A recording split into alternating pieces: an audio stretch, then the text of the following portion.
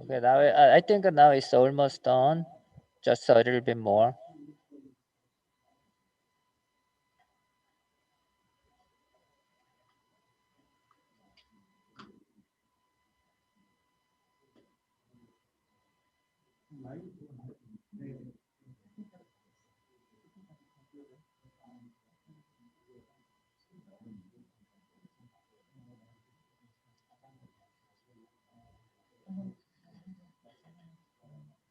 So we will start the conference soon.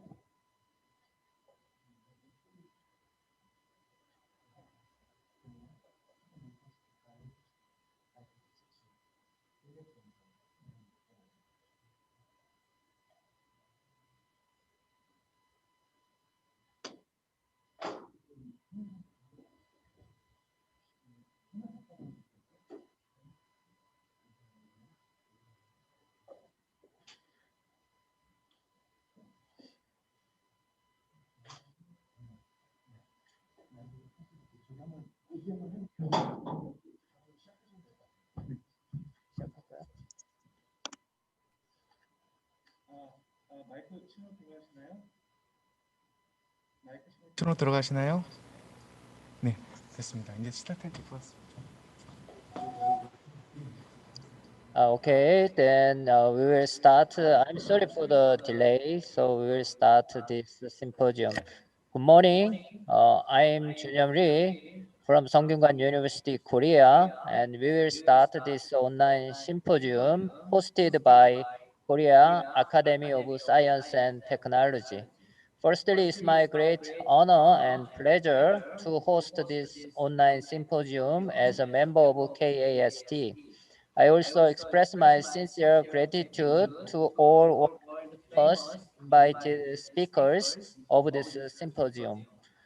Actually, this international symposium has been held as an on-site international conference, but this year, KAST hosted the online conference because of the global COVID-19 issues.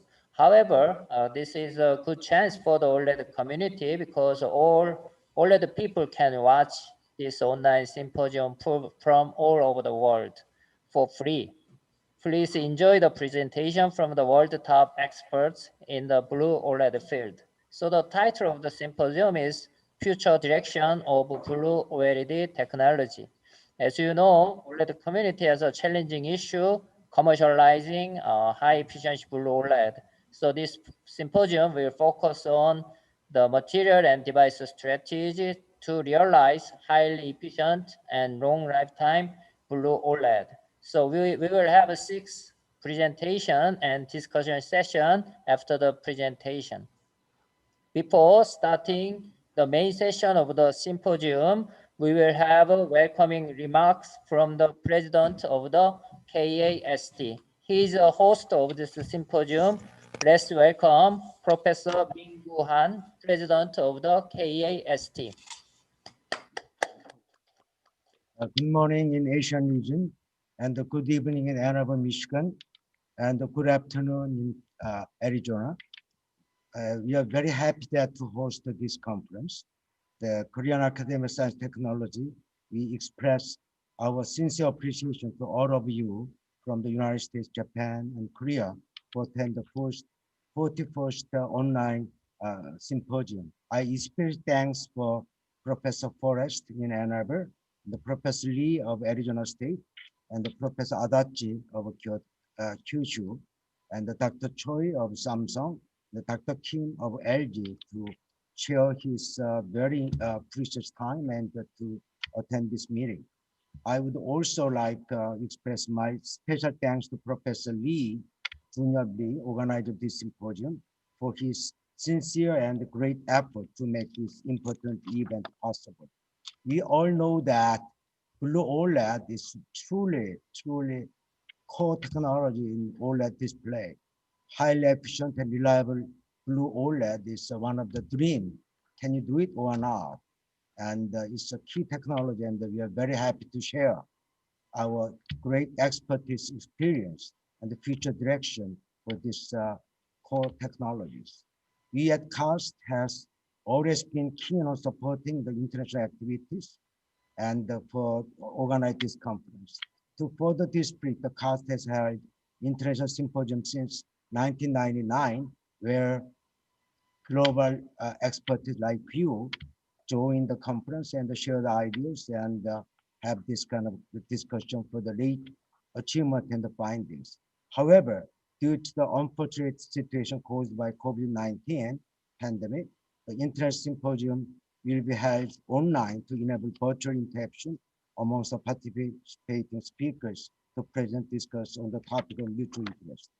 Of course, that this online symposium is like sometimes troublesome, like you just experienced that through the YouTube and the Zoom that are interface, so we delayed for about 15 minutes. We are very sorry about it. However, you save a lot of travel time, the waiting at the airport and all the those, we save a lot. However, we really miss that after talk, we may have some coffee together, have sometimes wine and beer, we miss that, but it's like a digital revolution.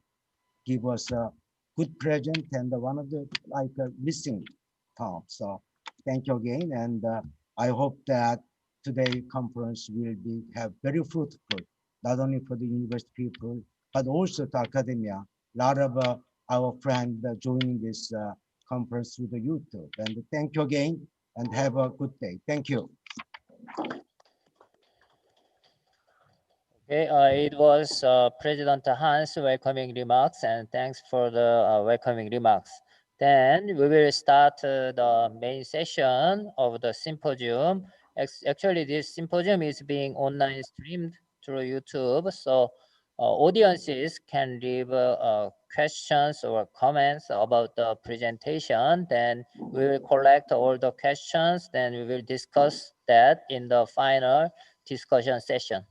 Okay, then let's start the session one, and session one will cover the phosphorescent OLED technologies. So we have three speakers about phosphorescent materials, devices, and commercialization. So I will introduce the first speaker. So first speaker is Professor Steve Forrest from University of Michigan. Actually, I think everybody knows everybody knows him. He's a kind of father of phosphorescent OLED. So and he will talk about getting long lifetime and high efficiencies from the blues. So let's welcome Professor Steve Forrest. Thank you very much, Janyob. I have to say that I would so much rather be in Korea right now than Ann Arbor. Although I like Ann Arbor, I miss my friends and seeing everyone sometimes twice a year, sometimes more often. I think that's one of the things that makes our community so great and so worthwhile being in it. We can solve problems together, and as was said, we can share a glass of wine and perhaps go out to a good Korean dinner, but maybe next year. Today, since I'm the first talk, I thought I would give a little background, talk about some of the really fundamental challenges that we're facing in getting long lifetime and high efficiency, as I like to say, from the blues. I've had the blues on blue full LED technology for now 20 years. I think the first demonstration of a blue full LED was in my lab. I'm sure that Professor Adachi was there at the time and was a co-author on that first paper. And it was FERPIC. It was kind of a light blue, like my title shows. And we were extraordinarily excited. We had to go through hoops to actually make it even emit at a reasonable efficiency, but we did. And then we soon found that there was a weakness to all blues. They die. So what I'm going to spend my time today talking about is the fundamentals. Some of you have heard it before, some of the things before, others have not. And since we have perhaps a large audience, I thought I would introduce really what the fundamental problems are and how far we've come and perhaps where we're going. So if you look at OLEDs, which are quickly dominating thanks to Samsung, the mobile market, and they're entering TVs primarily because of LG with just beautiful appliances. I have both an OLED mobile phone and an OLED TV in my house, and I wouldn't trade them for anything. But there's still a lot of challenges. The biggest and the most important is to get long lifetime blues. There's another one just lurking around the corner. I'm sure that both people from Samsung and LG can spend hours and hours and hours telling you about the problems with patterning and deposition and the cost and so on. We all know that because we pay a lot for OLED displays. But that's not the topic today. The topic is going to be blue lifetime. So let me, I have to click on this to get it to work. Yeah. So as I've said before, oh no, I missed one. So here's a myth. The lifetimes of organic devices are too short to be useful. And people like me who've been in the field of organics for most of our professional careers, and mine is getting rather long at this point, people say that, oh, don't bother with organics because they die really fast. And I just show you a few things. We've actually just published a paper in Nature a few months ago that showed that organic solar cells can last thousands of years before they are at the end of their useful life. You can see that the T95s of virtually every color is really brilliant, with yellows going up to 85,000 hours. These are just pulled off the web.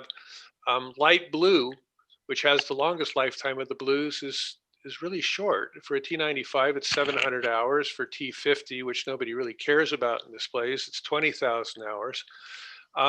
If you go to fluorescence, though, you're doing much better.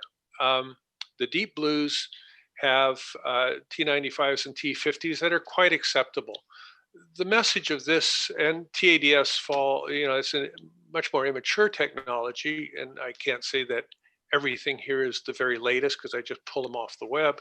But the lesson here is that organics, yes, they can live a long time, but why not blues? And why do we care? Since we all have these OLED displays, they've got beautiful blues in them and they're fluorescents. So just to remind people that this is a very high value problem. I've often said that it is not only the highest value problem in all of organic electronics, but the most difficult today. And when you combine those two, you've got people like me who've worked on this for 20 years. I'm sure there's people who've worked out there just as long. And the reason it's a high value problem is because if you start replacing fluorescence in your mobile appliance if you just replace red, you get a 25% boost in battery life, green 45%, and blue about 75%. So we really want this for many, many reasons. And the thing that has guided our work in my laboratory, and I think it's really become the guiding principle for everybody, is the recognition that the light, forget about that chart I just showed you, because you won't find this hierarchy of lifetimes in the chart, because those are kind of cherry-picked display quality materials. But in general, it's fair to say that the lifetime of OLEDs, reds live longer than greens, live longer than blues. As a matter of fact, our first phosphorescent red OLED running at about, let's say 50 candelas per meter squared, which isn't much, was just far outstripped anything we saw with fluorescence. But the implication of this is that device death is driven by energy. And if you just look at the excitonic energy, the excited state energy of red, green, and blue light, you'd see that we go from about 2 to 3 electron volts between those two. But if you look at a typical molecule, this is a host here, the bond energies, none of them are really that vulnerable. We basically use nitrogen, nitrogen-carbon or carbon-carbon bonds in these molecules, that material sets, and you can see that there's no way you get to 3.64 electron volts, which is a carbon-carbon bond, and the nitrogen-carbon bond is 3.04. So we're in reasonably safe shape. So there doesn't seem to be enough energy to destroy the molecules, or is there? And this is where I think we get to the fundamental part, which is work that was done by my student now 12 years ago. You can see we're getting really, it's getting to be a lengthy journey here. But what happens, and what is, I believe, and I think most of the community believes this now, is the primary mechanism for death is triplet polaron or triplet annihilation. And you can see what's happening here. If I have two molecules, one with a triplet on the left and one with a polaron on the right, it could be a triplet. It kind of gives you the same picture. This Auger process means that when a triplet can non-radiatively de-excite to the ground state on the molecule number one, and at the same time deliver that energy to the polaron which is sitting on a molecule right next to it. And when you add those two energies up, you get to 6 electron volts. That's enough to break anything in any molecule anywhere at any time. And as I like to say, that causes death. Basically, what we're looking at here is a dissociative state. Okay, so this was a model that was developed by Giebink. He used the best iridium-based blue phosphor at the time that was supplied to us by Universal Display Corporation. And we did a lot of tests, and we really did implicate these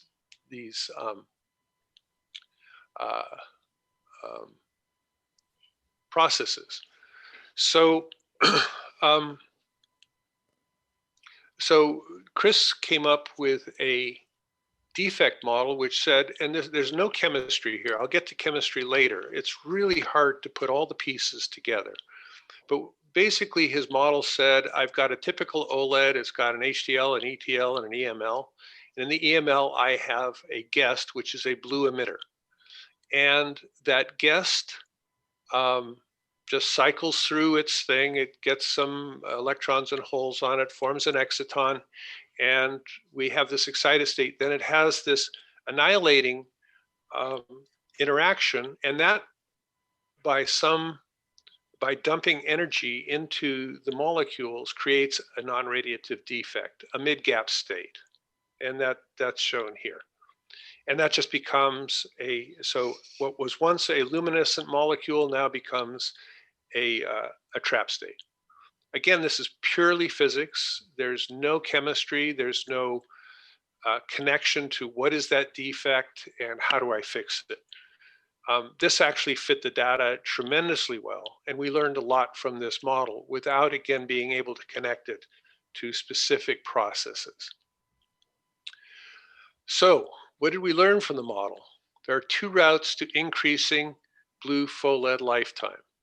Both require reducing the triplet density, right? If you have fewer triplets, then you have fewer triplet annihilation processes, you have fewer triplet polaron annihilation. Just thin out the triplets.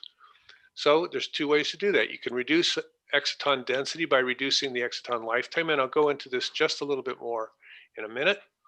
And out of the Giebink model, we found that the probability for molecular dissociation is actually quite low. It's like 1 in, I think the number was 500 million of these annihilating reactions would actually localize enough energy onto a bond to break it. We did this experimentally.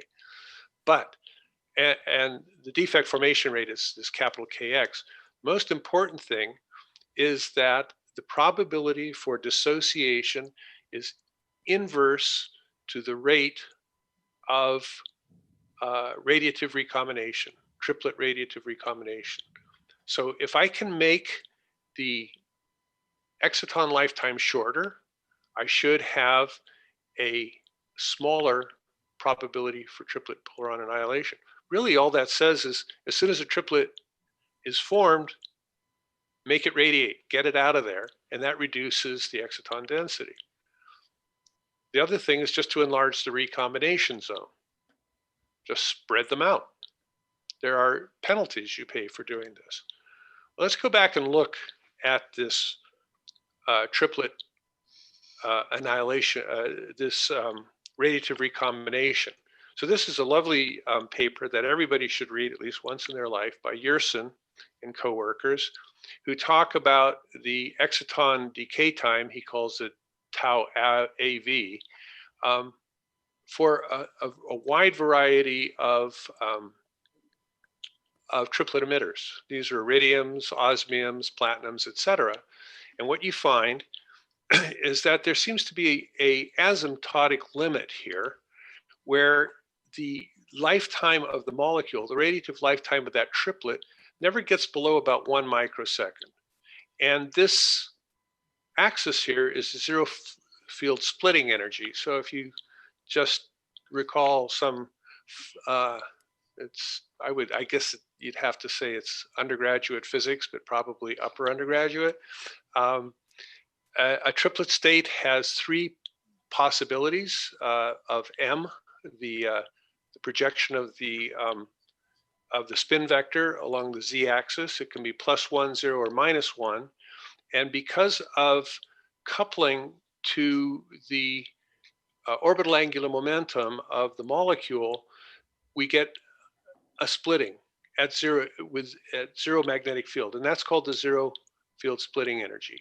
And the larger this energy is, the less chance you will have of pushing a triplet into the upper state. And that means that it comes to the zero state and it radiates more quickly. But you can push this zero field splitting energy up to infinity, and eventually it's just inaccessible. So that's why you hit this asymptote. And you can see that ERPI, our first green material that was picked out by Mark Thompson after seeing a paper at the ACS on triplet emission photophysics, that turns out to be the best material for the shortest lifetime, about a microsecond. And the blues are all sitting in here somewhere. Now I have to do a footnote, and I'm sure that Professor Adachi will prove me wrong one day or other, if not tonight, is that TADF compounds are basically triplet controlled devices. The lifetime depends on the triplet. So they're sitting up here too, same problem. Okay, so one process is, can we make it shorter? There may be some answers to that, and the answer may be yes, particularly with TADF actually. The next way is to just split up the emission region to make it more and less and less dense, fewer and fewer triplets by stacking devices. Let's say I make blue, blue, blue on a stacked device.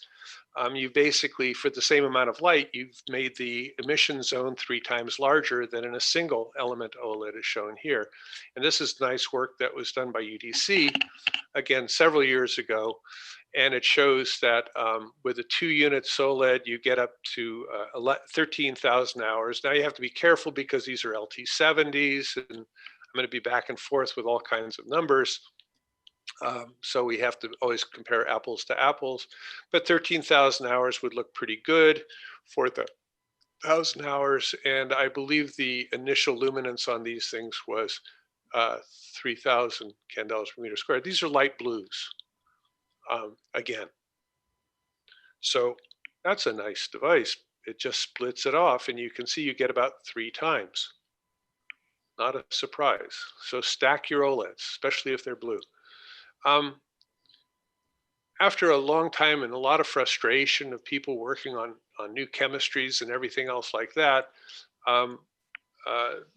we got back into the game about 5-6 years ago and decided to try some architectural tricks beyond just kind of brute force stacking. And my student Yifan Zhang, who's now a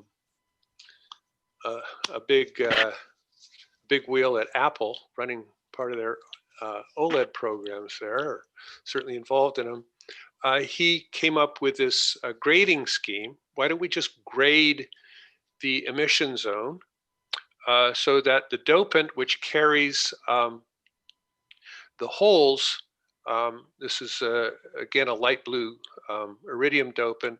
Why don't we just grade this down this way and have the host, which is carrying the electrons, grade in this way, so that because the electron mobility is so much lower than the hole mobility, what actually happens in a normal device is the excitons all pile up at the ETL interface. You get a high density, that's the killer, because now you have a lot of annihilation there, you get roll off, etc. If we push the electrons deeper into this by having much more of this electron conducting material, we can then get a peak somewhere in the middle and spread it all out. And he did that.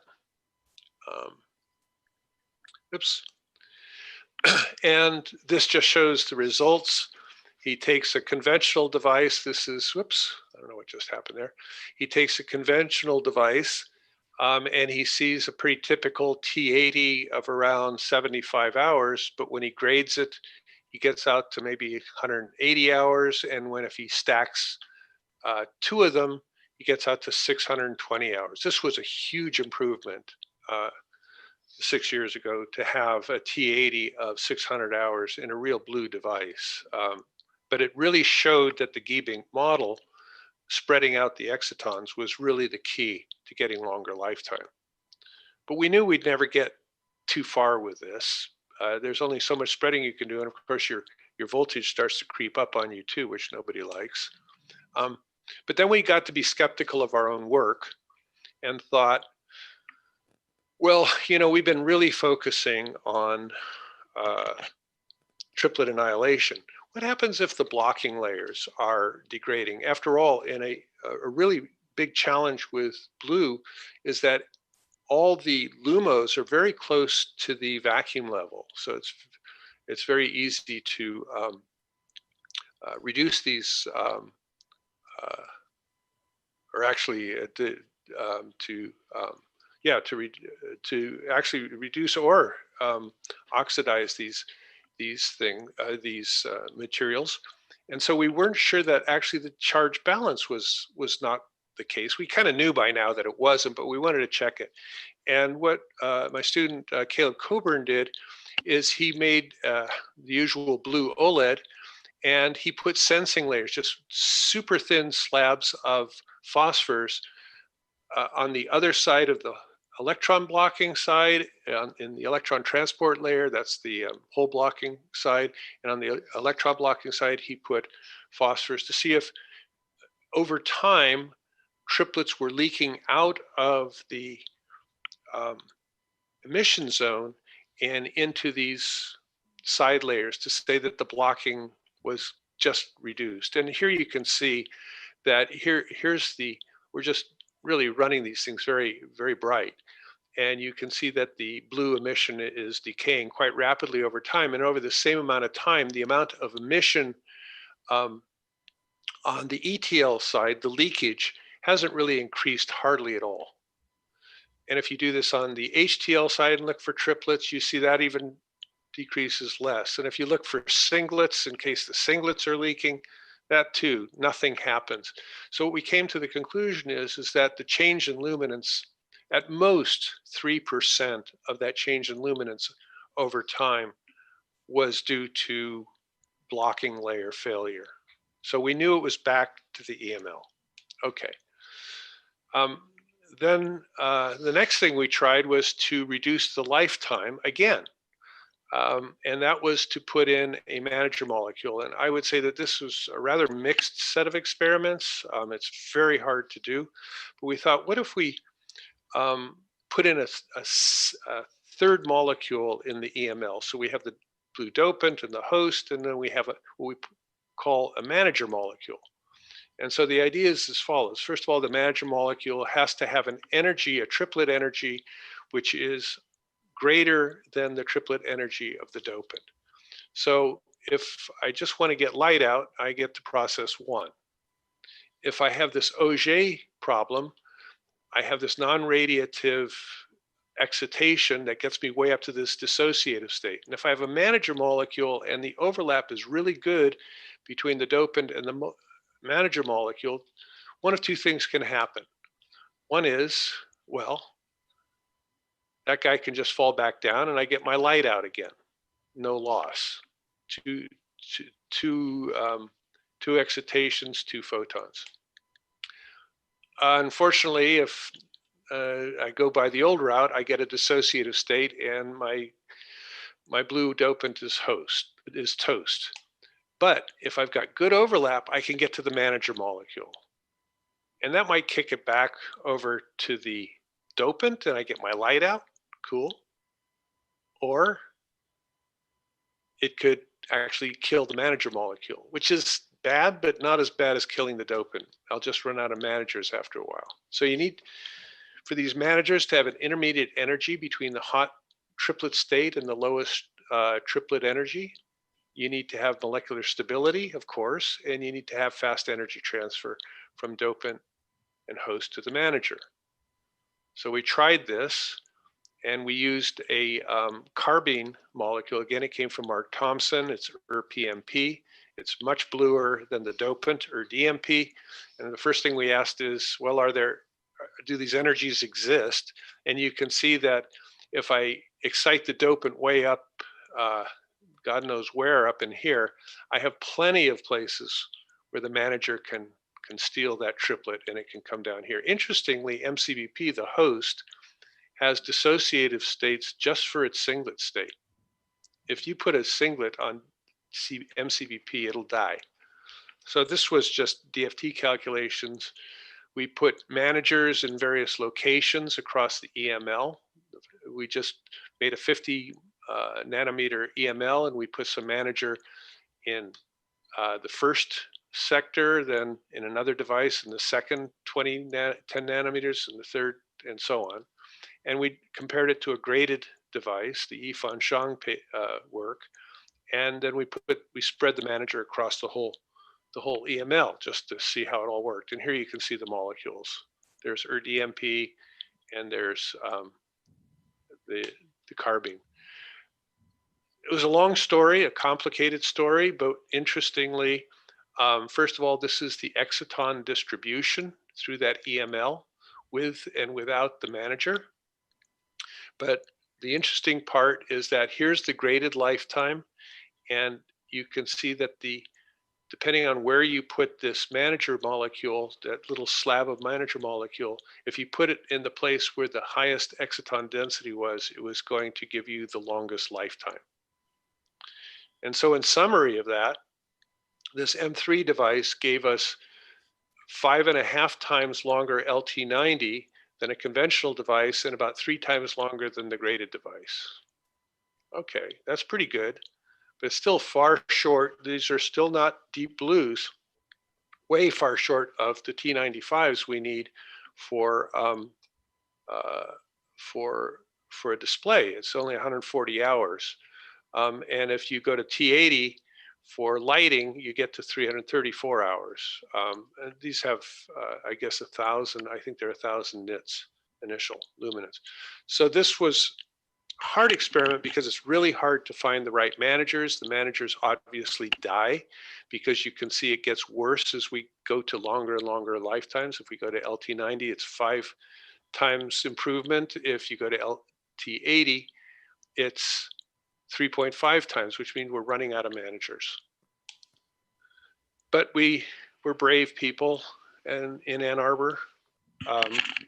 And so my student, Caleb Coburn, actually made a white light emitting device with 1 blue section and I believe 3 to 5 red-green sections. I won't go into it. It was a nice device. It had 50 layers in it. You can see these things are really very, very bright. They're not too different from what OLED Works makes.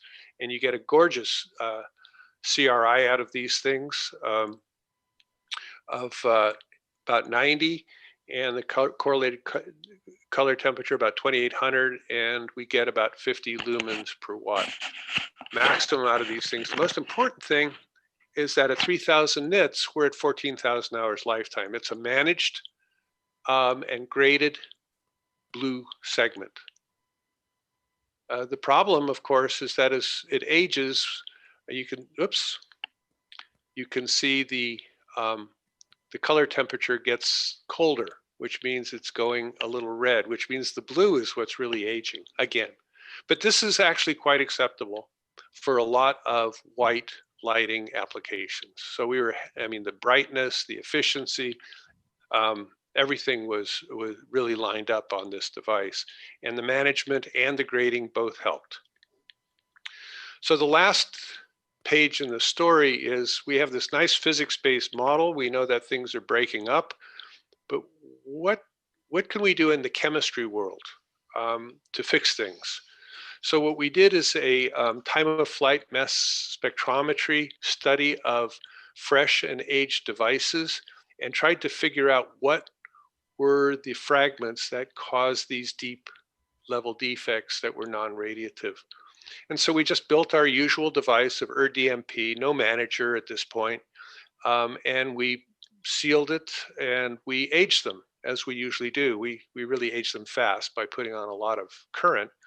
And then we take the mass spectrum both before and after the aging. We age it to T40, so we really blast the thing. So we know it's suffering. And you can see that this is the mass spec of this system before and after, and you can see a lot more peaks. So things are happening. So maybe we can identify what's happening. And what we find is you just look at the masses and you make up stories and try to figure out what is the what's happening to the molecules by those spectra, and we get all these fragments D1, D2, D3, D5, D6, D7, etc. And we associate D1 with ligand loss. You can see it just cleaves this ligand right off. Here it cleaves 2 ligands off. God only knows what this is. That's just the ligands alone. And then you can also have ligand rupture, where you just take the ligand itself and you break some bit off of it.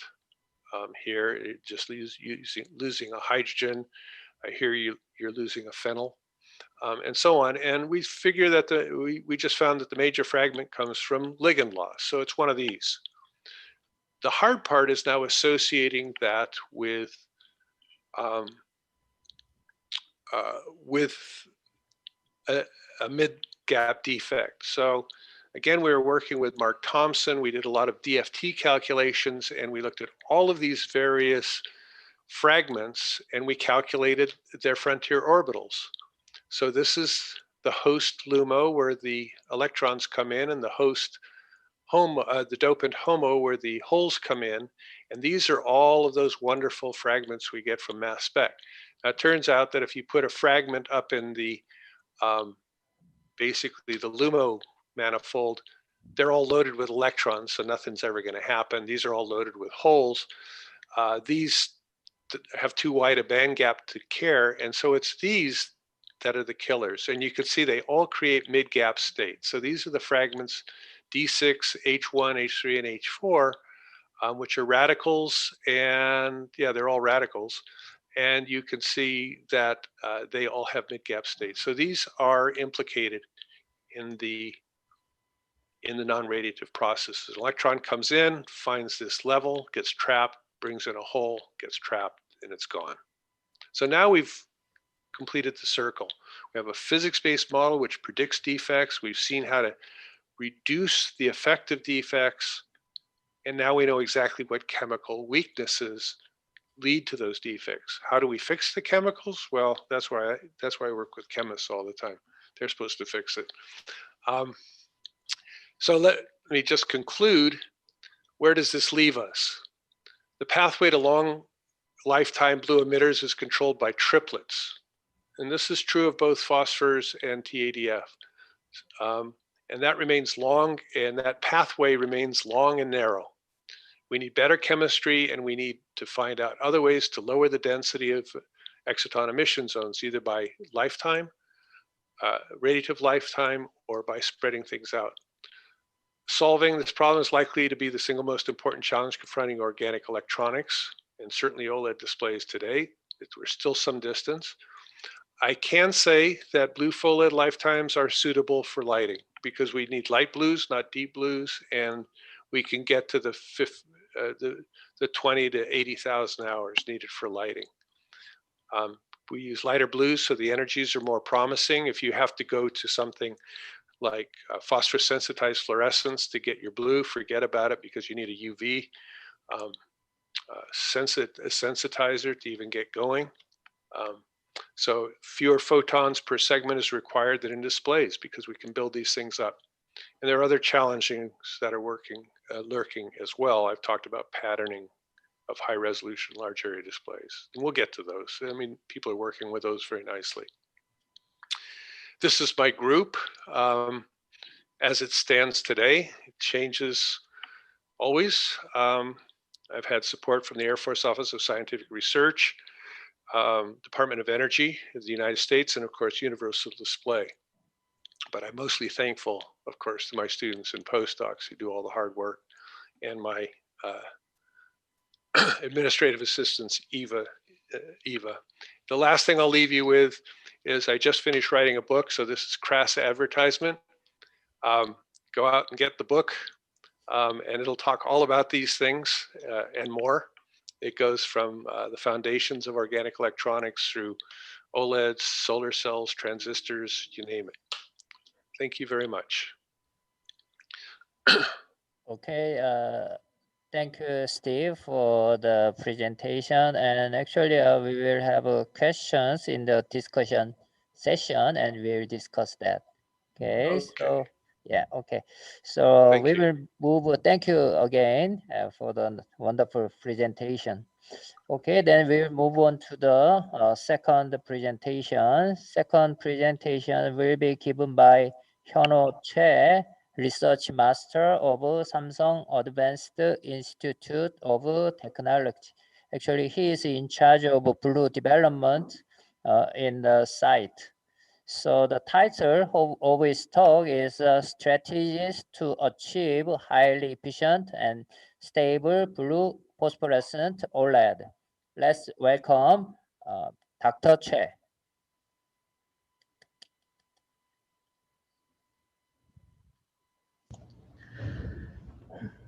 It's nice to meet you on video. My name is Choi, and I'm a principal researcher at Samsung Advanced Institute of Technology of Samsung Electronics. Samsung Electronics headquarters are in Suwon, about 30 kilometers from Seoul, and SAIT is located next to it. SAIT is Samsung Group's R&D hub, established as the incubator for cutting-edge technology under the philosophy of boundary search for breakthrough. I joined SAIT 10 years ago and have been involved in OLED materials development since the beginning. Today, I'd like to divide my talk into three parts. First, I'll talk about the general story of OLED and the need for the research. Behind this fancy and picture-packed display of Galaxy G Fold 2, there were many academic fundamentals that contribute on its realization as a fine display product. While successfully applying both phosphorescence red and green to OLED, we needed to understand deeply about how to design highly efficient and stable dopants. In order to improve the lifetime of blue phosphorescence that has not been mass-produced so far, this study must be done more systematically and fundamentally. Depending on the color, the development strategy of dopant would be varied. This table shows efficiency parameters of iridium and PT phosphorescence dopant. First, let's look at the red dopant.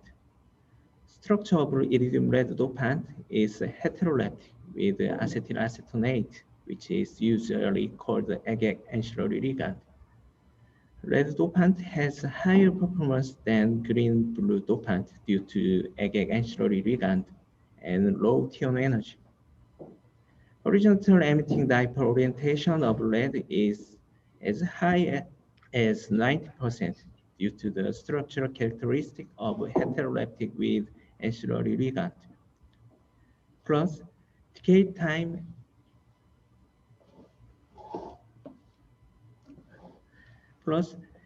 time and spectrum width are superior to the PT-red dopant. Therefore, no metal complex has replaced iridium complex that can be used as a red dopant. However, the situation in the green and blue dopant is different from that in red. Green and blue iridium dopant have structure without agate ancillary ligand due to lifetime issue because their triplet energy is high enough to damage the agate ancillary ligand. In other words, iridium dopant's unique three-dimensional structure advantage disappears, and only the advantage of shallow decay time due to long spin orbit coupling remains. In the case of blue, where the spectrum width becomes more important for device structural reasons and for minimizing excitation energy, P complex, which minimizes the charge transfer characteristic, may be competitive. Overall, the development of blue dopant is being studied simultaneously with iridium and PT complex. I'm going to talk about the OLED research history at SAIT briefly. Here is OLED research history and our contribution of SAIT to OLED technology. SAIT started the OLED project, especially polymer OLEDs, in 1998, which was the first OLED project in Samsung. Samsung's OLED research groups of SDI, SEC, and SAIT were unified into SMD to establish mobile OLED business in 2008.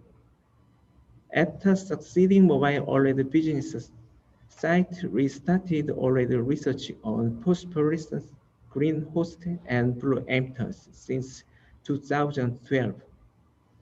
We successfully developed green host, and this was incorporated in mobile devices, which is the SAIT second research achievement. We have been researching red and green emitters from 2014 until now. When we succeed to develop Samsung's own red and green emitters, that will be SAIT's third research achievement. But Our final goal of developing OLED is to mass produce the blue phosphorescence, and the timing could be faster than many people think. After the development of green host, SAIT has been focusing on the development of phosphorescent dopant since 2014, and the blue dopant we have developed have increased the efficiency by 2.4 times over the past 6 years.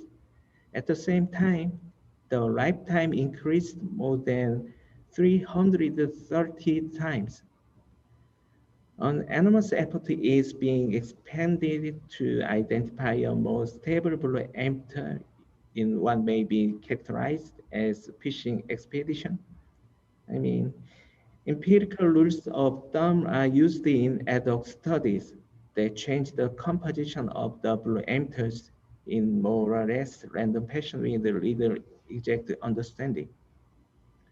In order to solve these problems, we focused more on the physical interpretation of materials properties and established a quantitative predictive model for each dominant factor.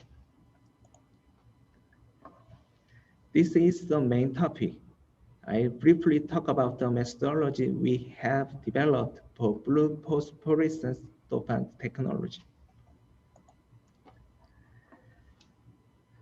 Material development methodology has been developed to make materials with high characteristic in a direction. The lifetime of blue phosphorescent device is determined by the material efficiency and stability. Color purity and efficiency are very important in top emission device using a resonance cavity. This is because this condition determines the current density applied to the device at the required luminance. Therefore, increasing the efficiency with high color purity is one way to improve the device lifetime. And as a matter of course, the stability of the dopant material itself and the stability in the process of interaction between the dopant and host are another determinant of device lifetime. In order to improve the luminous properties of materials, we have been using various predictive models.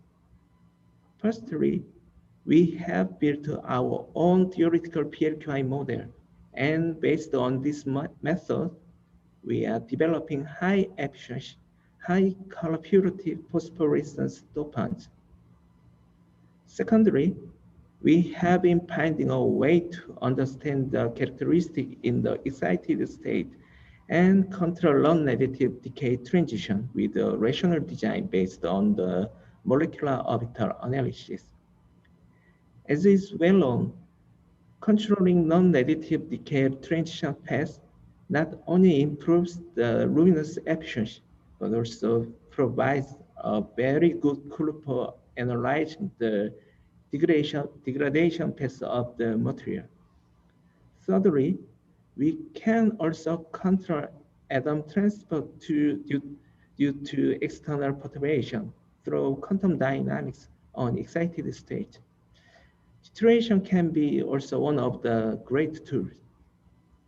Lastly, in reversible chemical reaction are triggered by high reactive polaron pairs present in the emissive layer on OLED. Fast recombination of the polaron pairs is crucial for slow degradation and high stability of OLED materials. Therefore, we have been predict lifetime of vulnerable radical ion pair. The PLQI represents the radiative ability of the emitters.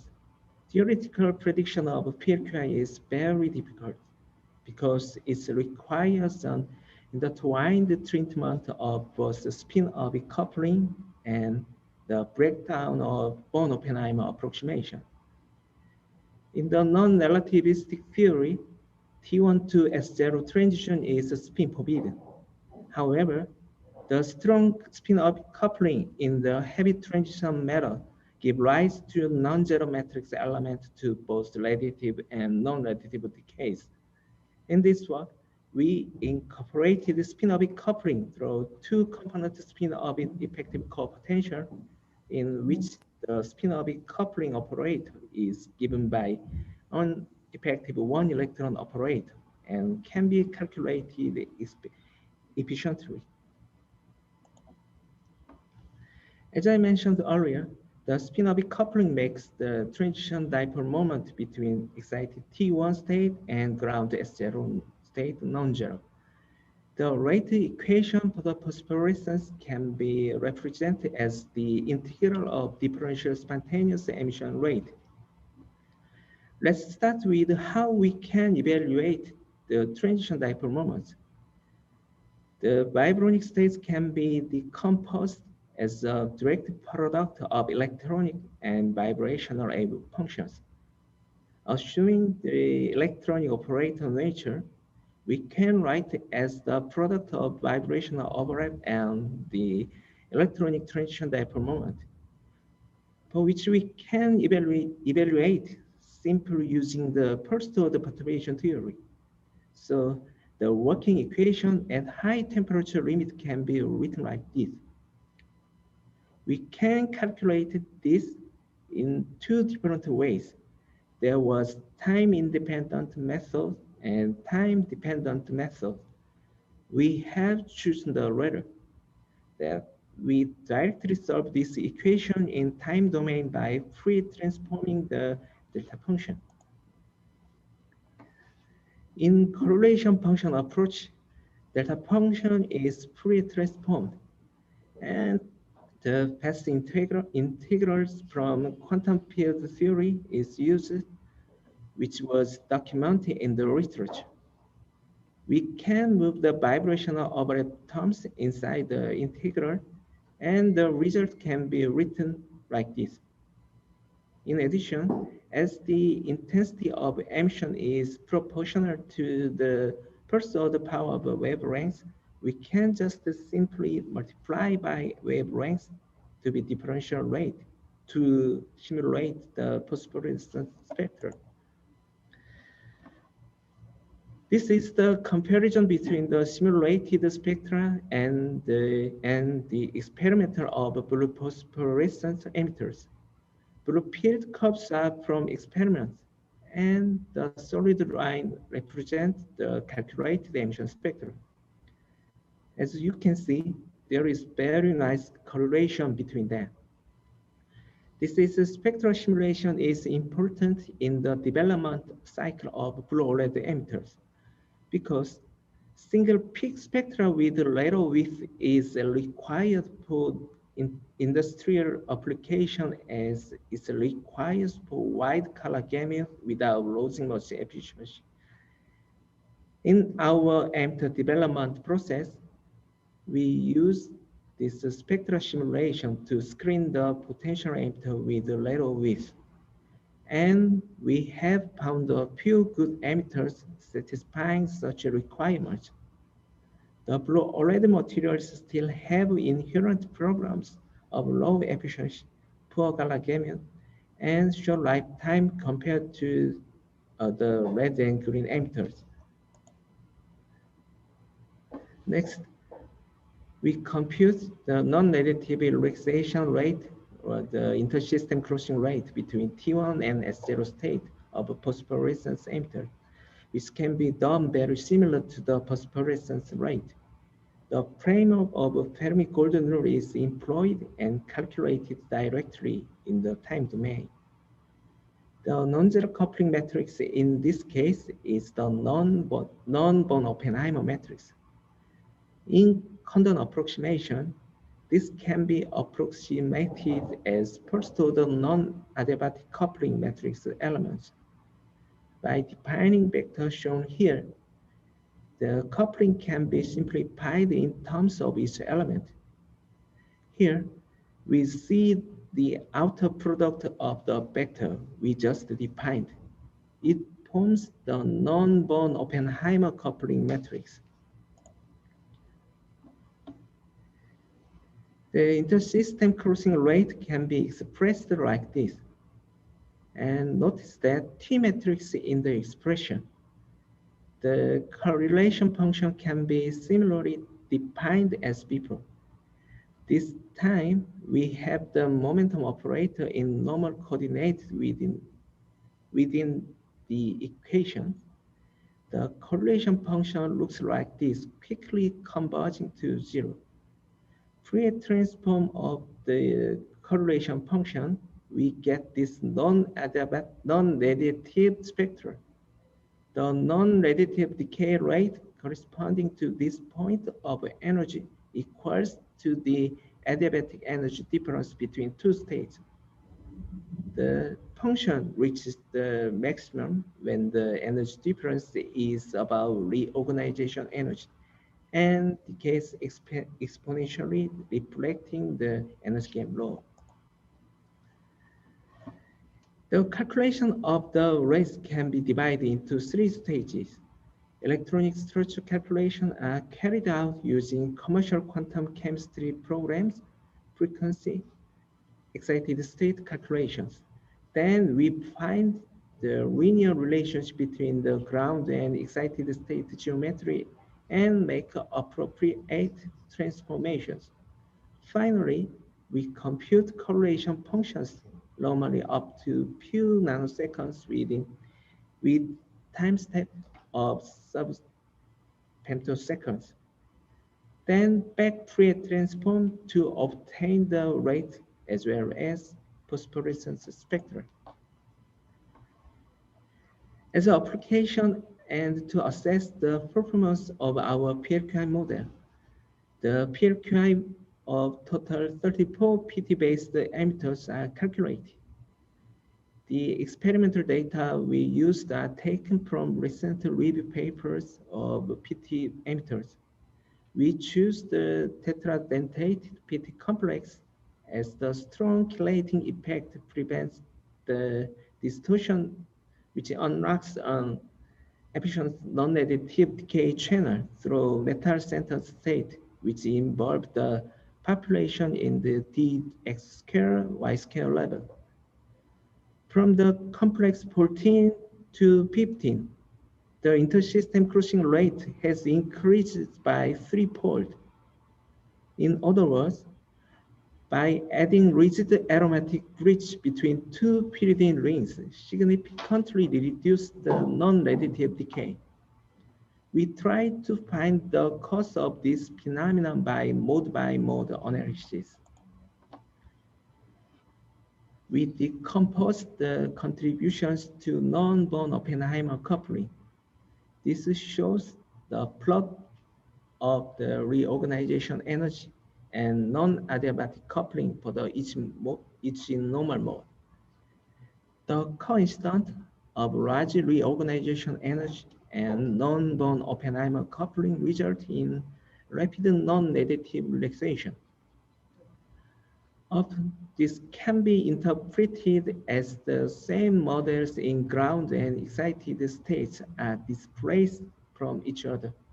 And in the harmonic approximations, this results in low energy crossing point. The natural transition orbitals of S2 excitation is shown here, indicating MHT character.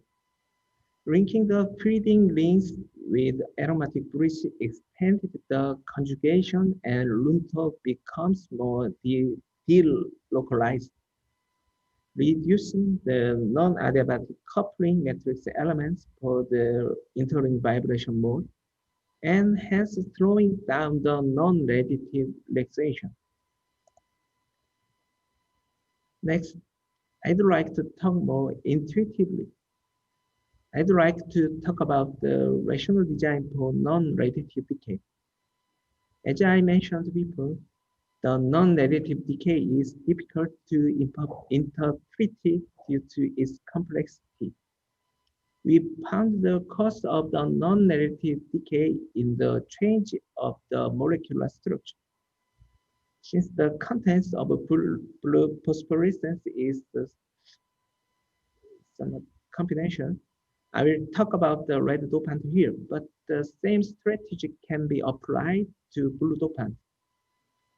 T1 excited state produces photon through d-pi star transition through triplet emission state. But the T2 structure is shown to be the main cause of non-negative by forming a metal center state.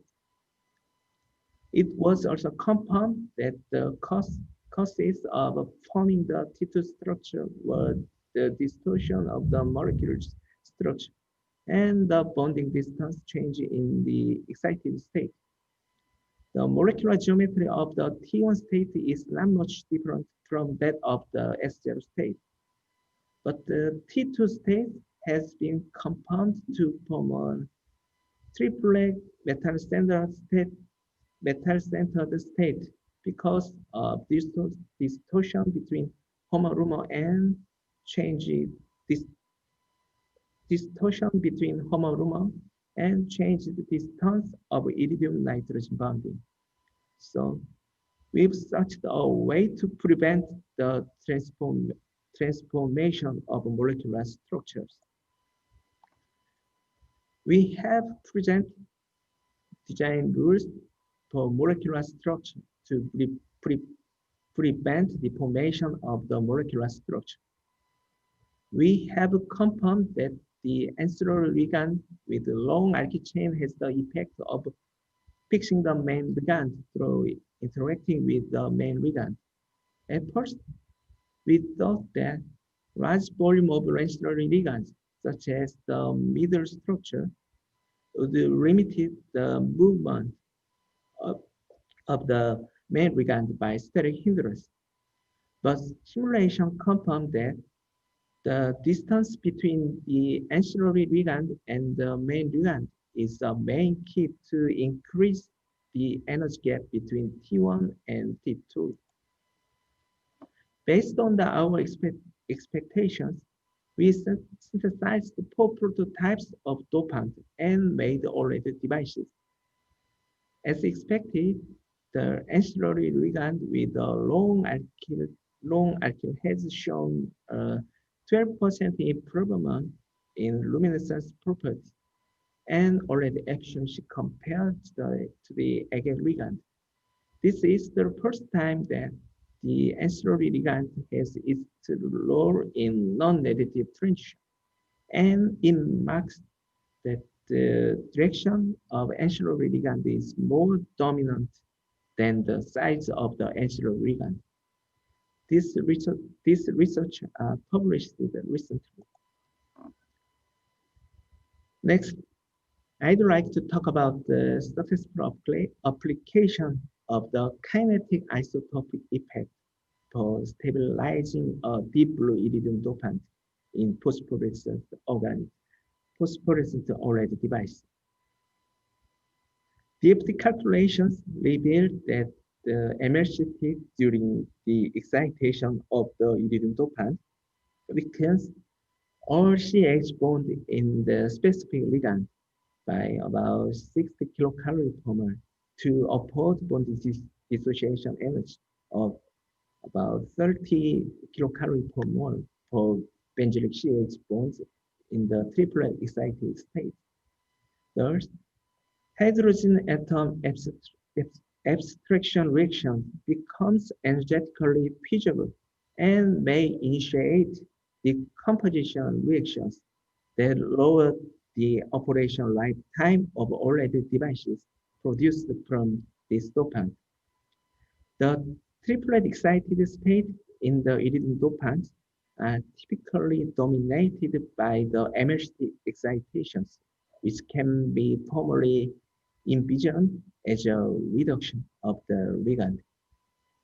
Among the many chemical reactions that this process may accelerate, we envision that the CH activation and subsequent abstraction of hydrogen from the dopant is more likely. It is easy to imagine that the abstracted hydrogen atom can be transferred to an accept as outlined in this equation. Following an external polar annihilation mechanism in which the hydrogen transferred from the excited triplet state of the dopant to a nearby receptor, such as the host materials, takes place. The dehydrogenated iridium dopant, which contains a carbon-centered radical, is likely to undergo further rearrangement and decomposition, leading to unrecoverable loss of device performance. Deuterating the vulnerable benzylic CH bonds lowers the CD cleavage reaction rate and may protect the dopant. Employing the simple strategy, prototype phosphorescence OLED device were fabricated, and the device lifetime could be doubled. Our studies that, including isothermal stability experiments, suggest that deuteration incorporation is an effective, non-invasive, and supplementary tool that can be used in combination with other strategies for substantially enhancing the operation lifetime of phosphorescence OLED devices. Finally, I'd like to talk about the host-dopant interaction, especially back electron transfer. In these 5 molecules have almost the same bond dissociation energy. In this work, our mechanistic study with Professor Yu revealed a relation of device lifetime and back electron transfer from dopant to host. Then, how can we calculate electron transfer rate? There are 2 semi-classical approaches to calculate: Marcus formulism and Yurtsev formulism. Marcus formalism is the simple functional form, clear behavior, and robust. Here, lambda out is often full reorganization energy that is easy to calculate. Yurtsev formalism is more correct treatment, but requires numerical summation and true outer sphere reorganization energy. Outer sphere reorganization energy for OLED material is not known, even calculated values. This is our simulation pipeline. We used realistic morpholos and extracted closed dimers from them. Results are obtained as average of various dimers. The key points are as follows.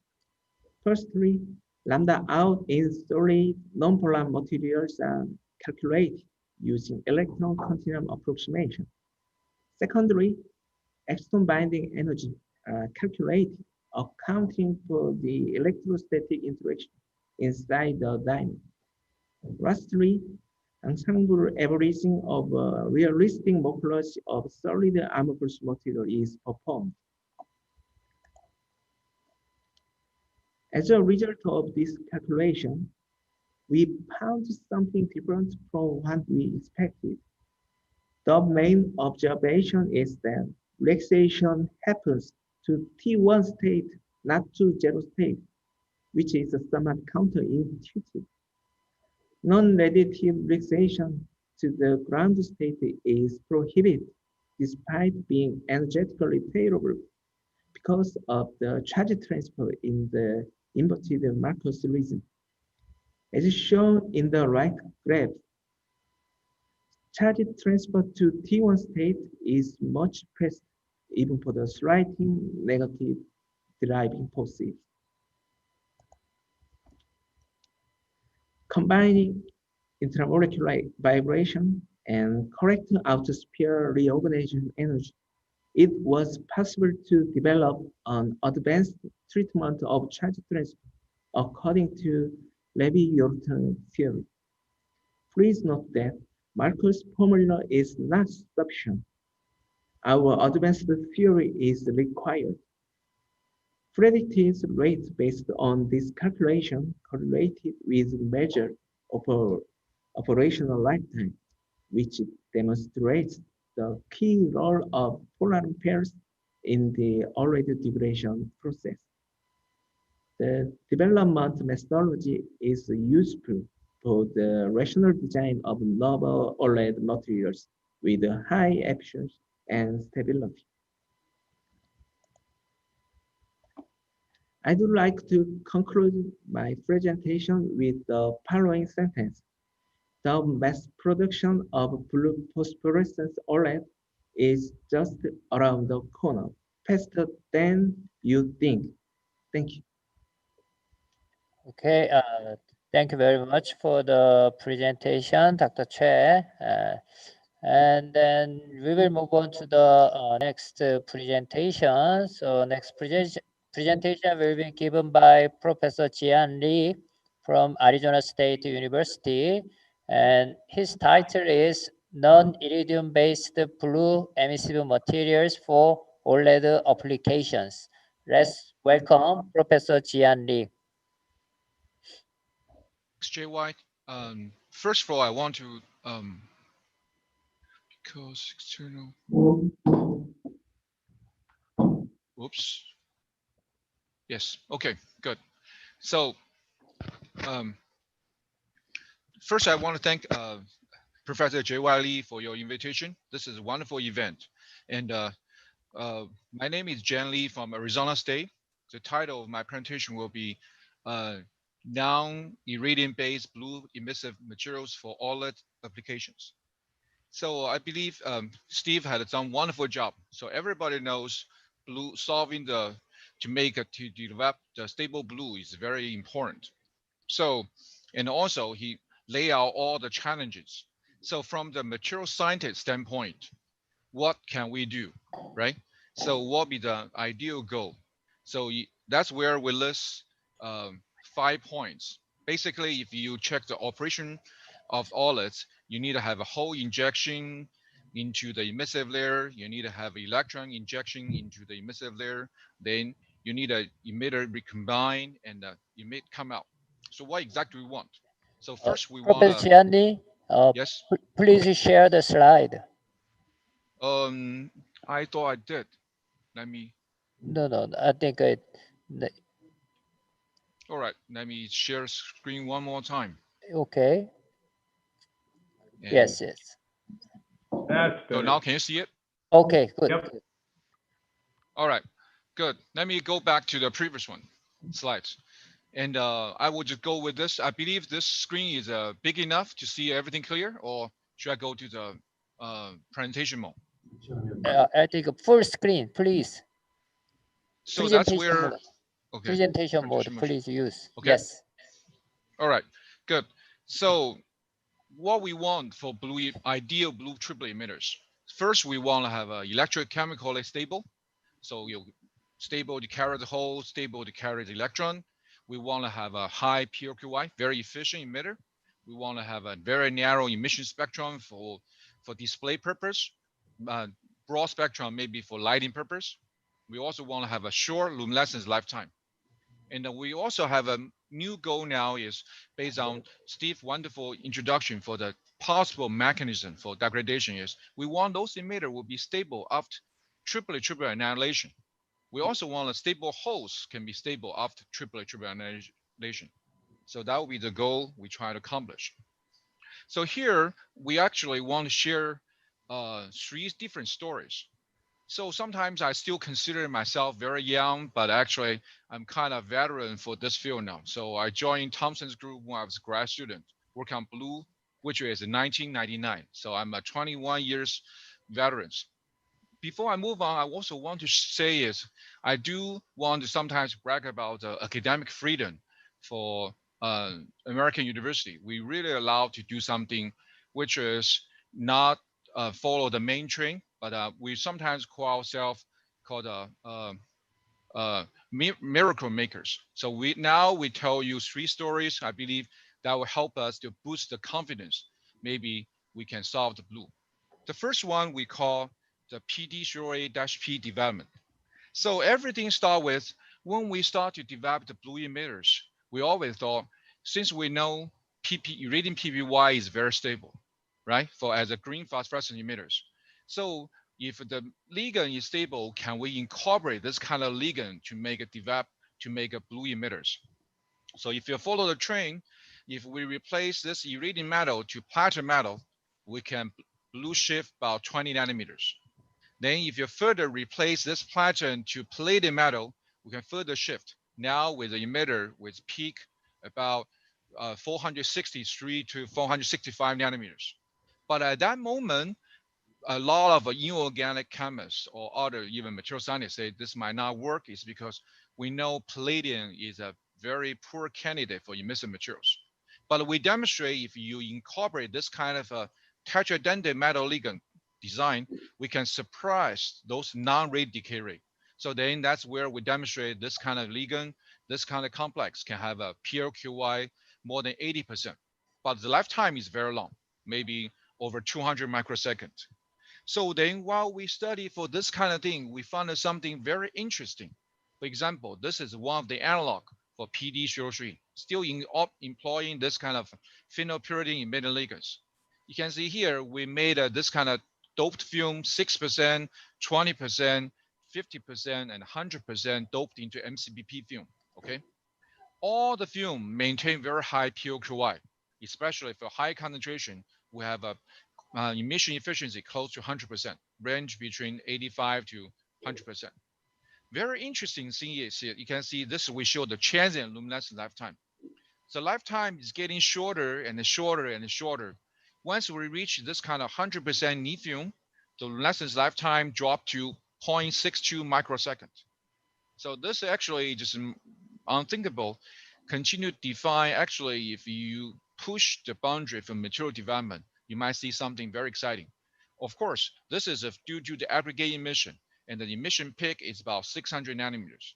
Okay, so if we make this kind of film for orientation, you can see here, while we further increase the dopant concentration, especially with the neat film, actually we show the emitting dipole orientation actually is close to 90%. So that indicates this could be very good emitters and a very efficient emitters and a short luminescence lifetime. So as a result, you can see here, this is what we demonstrate for this kind of a device is PD-P 20 nanometer as emissive layer. We can achieve device efficiency about 34%. If you're using optical matching glue, actually we can get a device efficiency over 30%. That means not only you produce 34% efficiency in the air mode, you actually produce close to 30% efficiency photon in the substrate mode. That'd be perfect for lighting. Then how about those devices? Turns out those devices are super stable. So you can see here, we demonstrate the device drive at 20 milliamp with LT95 175 hours, and drive at 10 milliamp, which is a brightness 9,000 nits and an LT95 of 500 hours. And if you drive at 5 milliamp, then 5 milliamp at 4,700 nits, the lifetime is over 1,200 minutes, 1,200 hours. So those are all very stable. So one thing I want to mention is actually those film are amorphous film. They don't like a crystalline. So we don't believe the majority materials molecule inside those film are formed aggregates. The majority film molecules in film still will be like a monomer or type of the emitters. You can see here, when we shine this kind of device on the Rubik's Cube, we get a very nice bright green, yellow, orange color, and the red color. So that basically means those are aggregate, but you still require those kind of blue phosphorescent emitters carry the electron and carry the hole. Because it's a 20 nanometer, we don't have any host. So that actually indicate if you design properly, actually we might have some blue phosphorescent emitters with very good, excellent electrochemical stability. Okay, so exciton stability, we cannot say it because we just don't know those film very well, but that actually laid good foundation. So now let's move on to the second story. That's what we demonstrate for the PT based blue phosphorescent emitters. This we just call purine carbazole based. Okay. The reason why I want to mention this is remarkable is this actually is the first compound we demonstrate when you have this kind of a 6-member killer ring can be very efficient emitters. And the triple energy is very high, about 438 nanometers. That estimate with triple energy is more than 2.8 EV, and the quantum efficiency is very high, over 80% in the doped film. Okay, so when we make those devices, first we demonstrate can be very efficient. So easily over 20%, very nice blue emission in a strong charge confinement device using TAPC as an electron blocking layer, and they use a TBPS as hole blocking materials. Then we got a very efficient device and a very nice color. But our goal is we really care about the stability of the materials. When we start using this kind of trace PCZ as a electron blocking materials, MCBP as host materials, and a BOQ or MCBT as a hole blocking materials, the device efficiency start to drop. And the lifetime is decent. Around that time, LT70 maybe uh, like 80 hours or at 3 or 4,000 nits, or maybe 30 to 40 hours, around 6,000 nits. But sometimes we realize a lot of time the low efficiency could be quenching by possible electron blocking materials. That's where we try to learn the tricks from Steve Forrest group. Is we start to explore possibility to make a great emissive layer with grading structure. So that's where we demonstrate if we're using Choi emissive layer. So you can see here using 20% of PTNON, 10 nanometer, 10% PTNON, and a 6% PTNON in in one device structure. You can see here we actually can achieve very decent device efficiency, about 17% at 1,000 nits, and the lifetime actually is decent with LT80, about 20 to close to 20 hours at um, over 7,000 nits, high brightness. So that would be one way to doing it. The second way is we say, since we know those emitters carry a high triple energy, might not be that stable, especially when the luminescence lifetime is that long. So then we present the idea is why not just using triplet sensitizer as the idea to using blue fluorescent emission to harvest this type of the high energy triple excitons. So actually, it turns out they actually have an additional benefit. You can see here, we demonstrate such a concept in a strong charge confinement structure. You can see here, the red line is a device focused on PTNON only, okay? Although the PTNON itself has very high triple energy, about 438, but because it's a charge transfer emission characteristic, the emission is very broad, okay? So when we're using TBP, one of the 20-year-old blue fluorescence emitters to use to harvest this triple energy. You can see here, because the narrowness of the TBP emission, actually it turns out the emission turns to be bluer, okay? And that sometimes we can make a joke, say this is an energy up conversion, but the reality is just down conversion, but have a narrow emission spectrum to make a device present more bluer. But when we explore this type of strategy, either go through cold deposit layer, which is one emissive layer, you have two dopant, 10% of the PTNON and 1% of TPPE. Actually, the device looks bluer, but the device efficiency is low because potentially uh, uh, triplet exciton quenching by the TPPE triple exciton through the dexter energy transfers. But if we go through multi-layer of the thin PTNON in MCBP and the thin 2% of the TPP MCBP, actually the device maintain about 20% high efficiency. But the color you can see here, we don't get complete energy transfer, but we still see the emission peak from TPP, and then we still maintain very high device efficiency.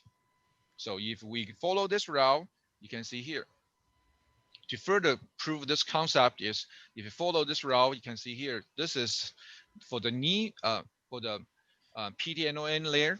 You can see the luminescence lifetime is about 3.6 microseconds. Okay, if you for the TBP only layer, you can see the luminescence lifetime is about 6 nanoseconds. But when we're using multi-layer or co-deposit layer, we can shorten the lifetime to from 3 microsecond to about 280 nanosecond for the co-deposit layer to about 0.5 microsecond for the alternating layer. So this become our best choice at this moment.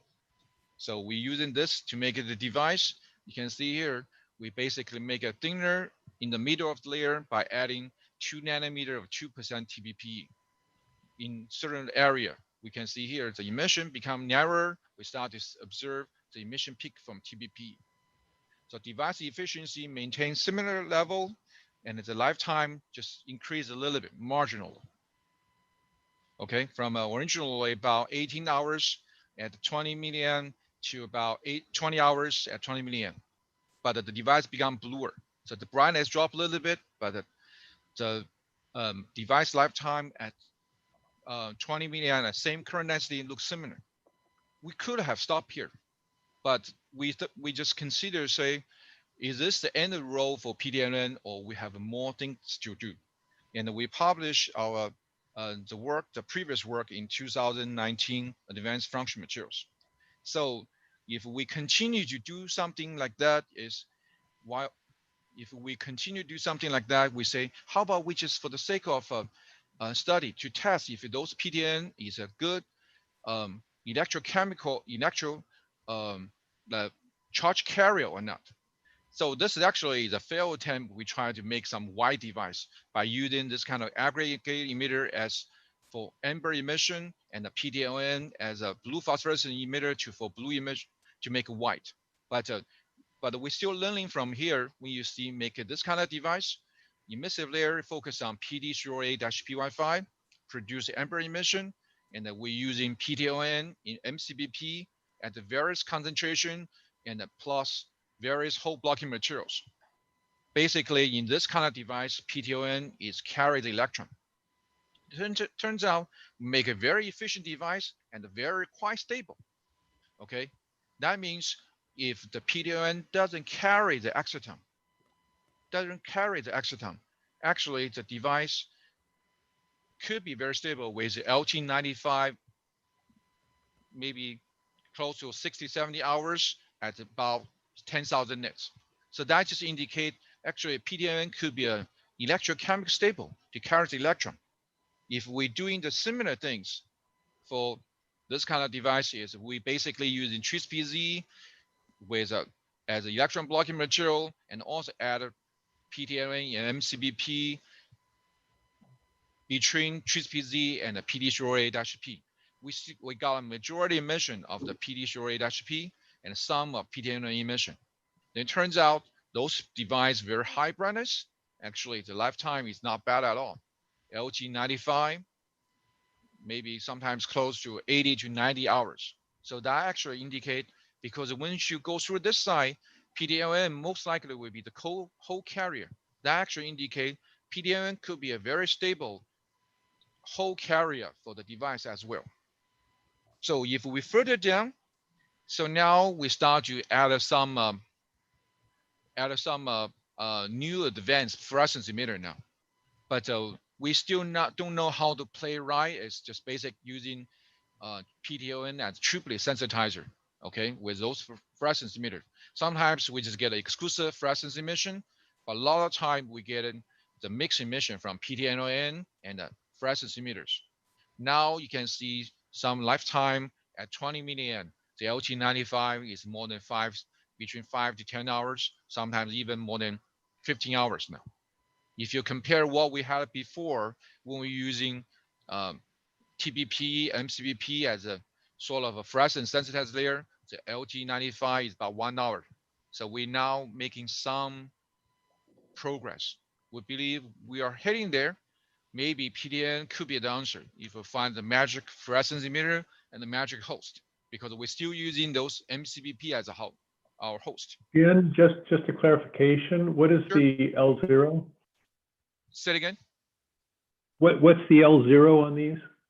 Oh, so this L0 you can see here is about 2,000 nits, between Thank 1,000 you. to 2,000 nits. Thanks. Yep. So I have to say, because we don't know how to control the sensitizer or how to managing the sensitizer process, the device efficiency is lower than what we observed before. But at such a high current density, the device improves the LT95 will consider as a positive sign. I believe this could, if with an even better fluorescence emitter and a better host material, this actually could lead to some good breakthrough. But for academic, right, we always want to do something is push the boundary or open the envelope for some new explorer. So what else can we do? So you can see here, we demonstrate kind of a platinum-based emitter based on carbene emitter. We demonstrate some platinum emitter based on 6-member ring. But what else can we do here? How about we bring some new concept? Maybe it could be exciting. This original route that time was we basic follow Chihaya steps. You can see here, they demonstrate it is possible to harvest. In addition to beautiful phosphorescent materials, it is possible to demonstrate 100% electro generated excitons, okay, through this reverse intersystem crossing to utilize the S1 transition emission and the T1 to S1 to delay fluorescence. Then we say, why not we just incorporate this into sort of a metal complex system? We call this MADF concept. Basic means we have a metal complex with a close, reasonable, close enough of S1 energy and T1 energy. We can see both emission. Okay, this is just for academic play games. But later on, we say, why? How do we justify? Why do we care about this kind of MADF materials? It's because we actually demonstrate some very fancy phenomena. You can see here, this is one of our compound we demonstrated a couple years ago called the PT01A tubular complex. Okay, when you freeze to 77 Kelvin, you can see we have an emission, beautiful green phosphorus emission with the emission peak about 475 to 480. Okay, if we start to raise the temperature for those solutions, you can see there's a one band to come up. At the room temperature, we have this kind of a thermal activated emission, which have similar intensity as those green phosphorus emission to lead to convert this green phosphorus emitter to blue phosphorus emitters. The reason why we're doing so is because we say that time, because if we want to push for deep blue, we want to circumvent the limit, triplet limit set up by those carbonyl hosts. As a result, if we can have a efficient or large energy separation between S1 to T1, we actually can produce the T1 emission below the energy limit set up by the carbonyl host to generate deep blue emissions through this kind of a thermal activate delay fluorescence emissions. So this way we can circumvent that. But at this moment, everybody cares about how do we make a stable triplet emitters. I believe where demonstrate we can have triplet emitter with a very decent amount electrochemical stability. So if you want those to be stable when you carry it, become exciton or carry the high triplet energy, maybe one way everybody agrees if we can have a very short luminescence lifetime. So now come to the goal is how can we deliver sub-microsecond triplet emitters? So then we have to go back to drawing board, right? So one way of doing so is because for TADF, they do have an advantage. It's because fluorescence could be very fast.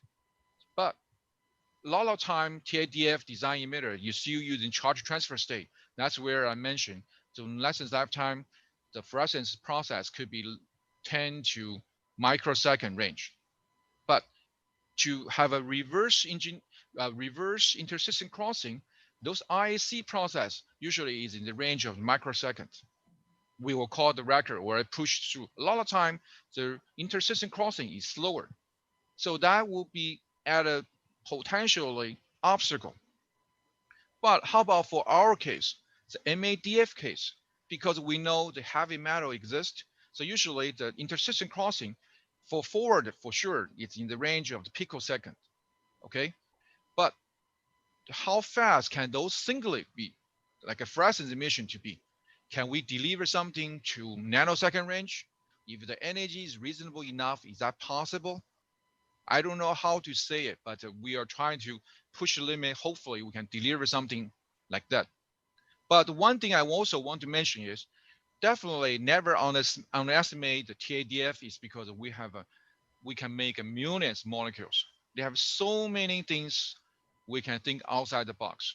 So they definitely provide a good material selection selection choices. But for the MADF, now since we understand so well, it is possible to create some miracles. So let me show you a couple of potential examples. So you can see here, this is our palladium complex, right?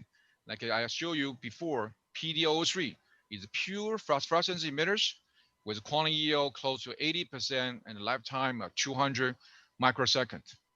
When start to strengthen at a more fluorescence component, basically by extending the singular absorption from this 400 to a little bit more than 400 to between 400 to 440. Actually, you can see here, while all the emitter maintain the same emission spectrum at 7 Kelvin, but the room temperature, the emission characteristic change. And then we can shorten the lifetime from 210 microsecond to 30 microsecond. We still know this is not good enough. And we also still trying to uncover our previous magic, why the PD-P aggregate can shorten the lifetime from 200 microsecond to 0.5 microsecond. We hope we can learn from that magic. Another way to doing so is by change the metal. We know this palladium, we start with the benchline, which is 200 microsecond. They just become too challenging. So that's where we're doing this kind of strategy called the MADF, but using M as platinum because that will become easier, right? So the whole idea we're trying to do is we know the triplet will focus on here, phenylimidazoles, give us triple energy about 460 range. And if we can extend the conjugation for this kind of a group here, we can extend the single to improve, to reduce the single LCC energy. We might have a shot. We haven't reached that goal yet, but we are getting sometimes I call close. You can see those are two very interesting compounds. We haven't extended the conjugation yet. We just make one compound called PDON2PY5 and a PDON2PY2. When you pay attention to those red lines, just like a typical phosphorescent emitters, okay, they have big vibronic features. But when you prepare those samples at the room temperature at low concentration with a strong bubbling, when you measure the emission spectrum again, now you see something actually quite of interesting is now you demonstrate some room temperature emission actually narrower than your 7 Kelvin and it become a Gaussian type now because you added those things, you actually added perturbed excited state, which is thermally activate. So that means that will be something will be good for display is you want prefer narrow emission spectrum. Then if we continue to do more work for the conjugation, okay, you can see here, if you just do conventional conjugation from this PDON2 to PDON2-P, so actually the device emission energy dropped from 442 to 456, and the emission spectrum actually brought, okay, and also the luminescence lifetime increased from 4.4 microsecond to 7.97 microsecond. But if you start to add a conjugation here, which one we call the PDON2N56, actually you not only maintain the emission energy similar, but also we can luminescence lifetime to drop from 4.4 microsecond to 3.65 microsecond while maintain similar quantum efficiency. Similar trend observed for the luminescence lifetime at this 7 Kelvin as well. As an additional benefit, this actually is quite a good narrowband emitters. When you make those devices, this peak and this peak also suppress. We can make some yield spectrum with CIE Y value around 0.15. So we're not there yet. We're still 3.6 microsecond. Hopefully, in maybe in 1 year time frame, we can demonstrate some emitters with a luminescence lifetime less than 1 microsecond. So take home message. We show you a lot of things we've been done in the past couple of years, which could be interesting and exciting. But one more thing I want to mention is lot of more work to be done, because we just show some early sign or early promise. Hopefully we can get things going and make those dream realized. So I have to acknowledge my past member and current member who contribute, Dr. Fleehan, Dr. Lee, Dr. G, Dr. Zhu, and Dr. Wu, Dr. Tan, and Dr. Climbs, and the students working on this project, Lin Yu and Lydia. And thanks funding from UDC, Department of Energy, Army, Flexible Display Center, and thank you all for your attentions. Okay, thank you, Professor Jian Li, for the wonderful presentation. Okay, so this is the end of session 1, and we are a little bit behind the schedule, so we will have some short break. So we will continue from 10 a.m. We'll have about 7-minute break.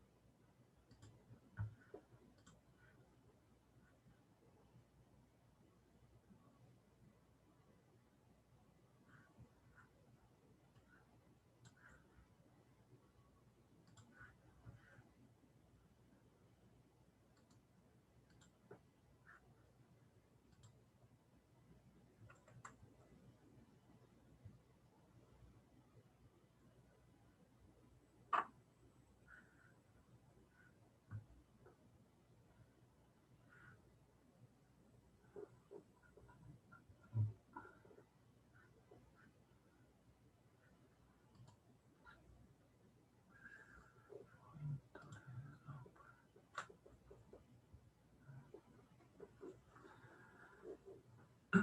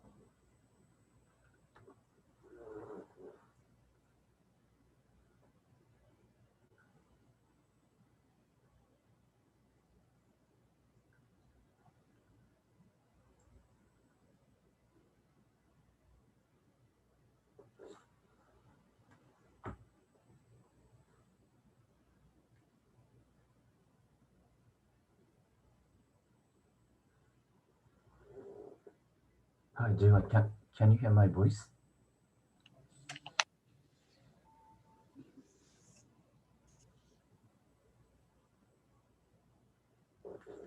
Yes.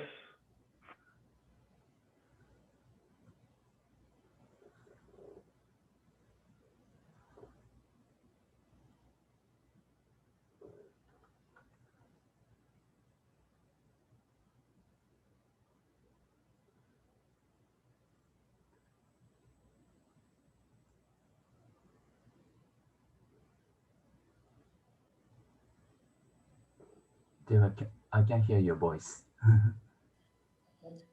Okay, it's time for the second session. So second session will focus on the TADF devices, TADF materials, devices, and also host materials. So we have a 3 presentation, and also I have one announcement. As I mentioned, yeah, if the listeners have some questions, then you can leave questions on the YouTube site. Then we will collect all the questions and we will discuss that in the discussion session. Okay, the first presentation of the session 2 will be given by Professor Chihaya Adachi. Actually, I think also everybody knows him. Yeah. And he will talk about the degradation mechanism of TADF OLEDs. Let's welcome Professor Chihaya Adachi. Yeah, thank you, Jiwa, for your kind introduction. And it's a really great opportunity to share the knowledge about the cutting-edge blue OLED technologies. So today I want to talk about the degradation mechanism of TADF-based OLED. So actually, I have 3 topics: material design for short triplet lifetime in sky blue TADF emitters, and second, advanced molecular design aimed for deep blue emitter with short triplet lifetime, and third, if I have a time, I want to mention about Xiplex system aimed for enhanced OLED device lifetime. So key is the making a very short triplet lifetime. So in 2014 in Nature Photonics and Jack's paper, we published the very first blue TADF emitters, DMAC DPS. It's a very nice OLED behavior, such as EQE is close to 20%, and wavelength was the 465 nanometer, showing very good CI coordinate. After this report, so many researchers start to synthesize and design new blue emitters. I'm sorry, I can't put all the chemical structures, but yeah, really there is a big progress. So I should highlight a recent result reported by Professor Kwan's group in Nature Photonics. It showed close over 30% EQE and wavelength was the 448, and it's very, very nice blue emitters.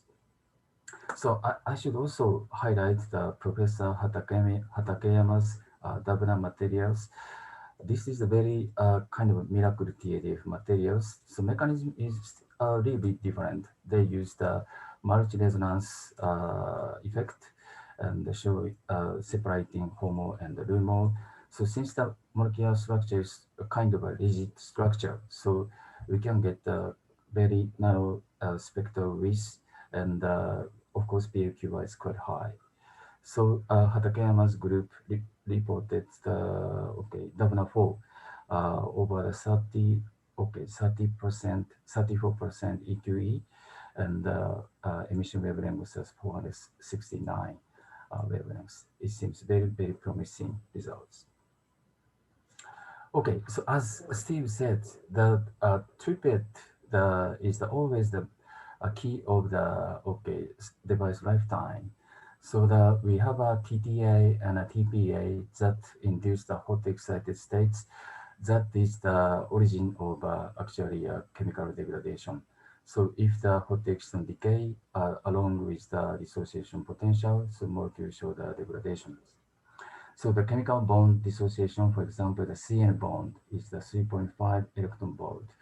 So most of the organic emitters contain a CN bond. So then it's very hard to escape this dissociation energy, 3.5 electron volt.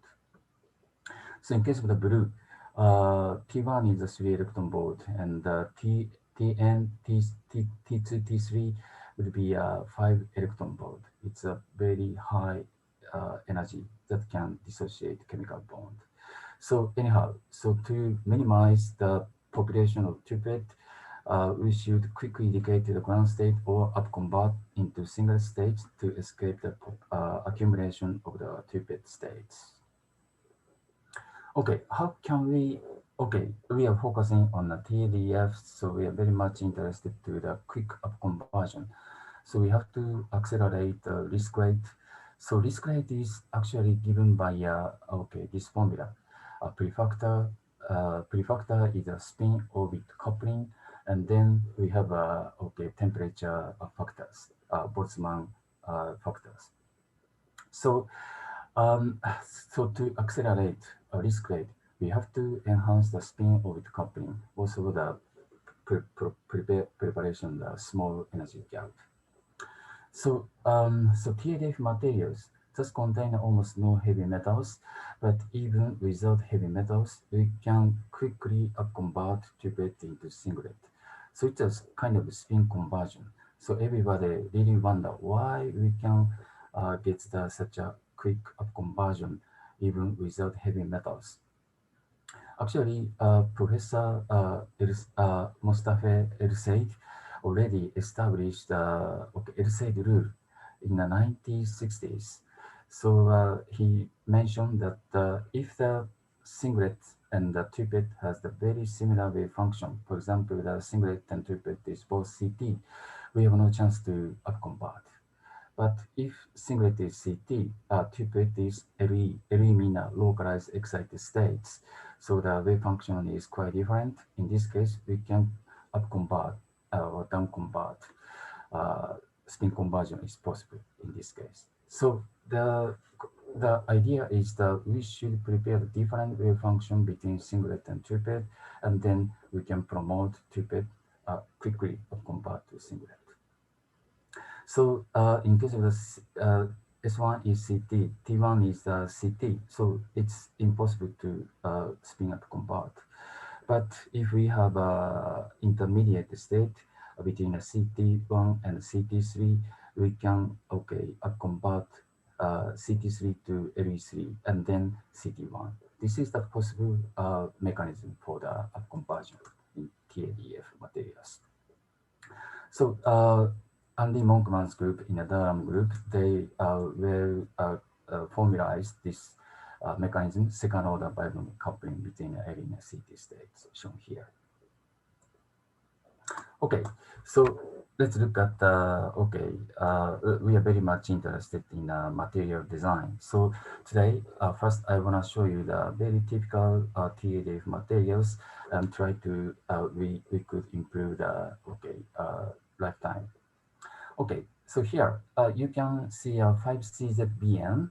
So chemical structure is very simple. So one cyanobenzene and five carbazoles. So this is the typical TADF. This was firstly reported by Duan's group in Tsinghua University in China. Okay, so let's modify these materials. So we can put the methyl groups and phenyl groups and the 2 or 3 substituent. We can modify as we like. So let's look at the energy levels. So singlet. So we have this is a kind of CT material. So and then we have a CT singlet and the CT triplet states, and in addition to the CT states, we also have LE states, localized excited states. So phenyl cyanobenzene LE state is here. Also that we have carbazoles. Carbazoles here, you can see the LE states. By putting phenyl groups into a carbazole, we can decrease the LE levels lower.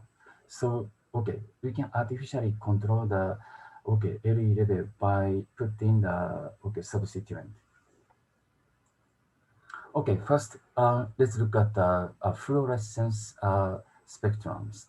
So here you can see five different materials, fluorescent spectrums with the methyl and phenyl substitutions.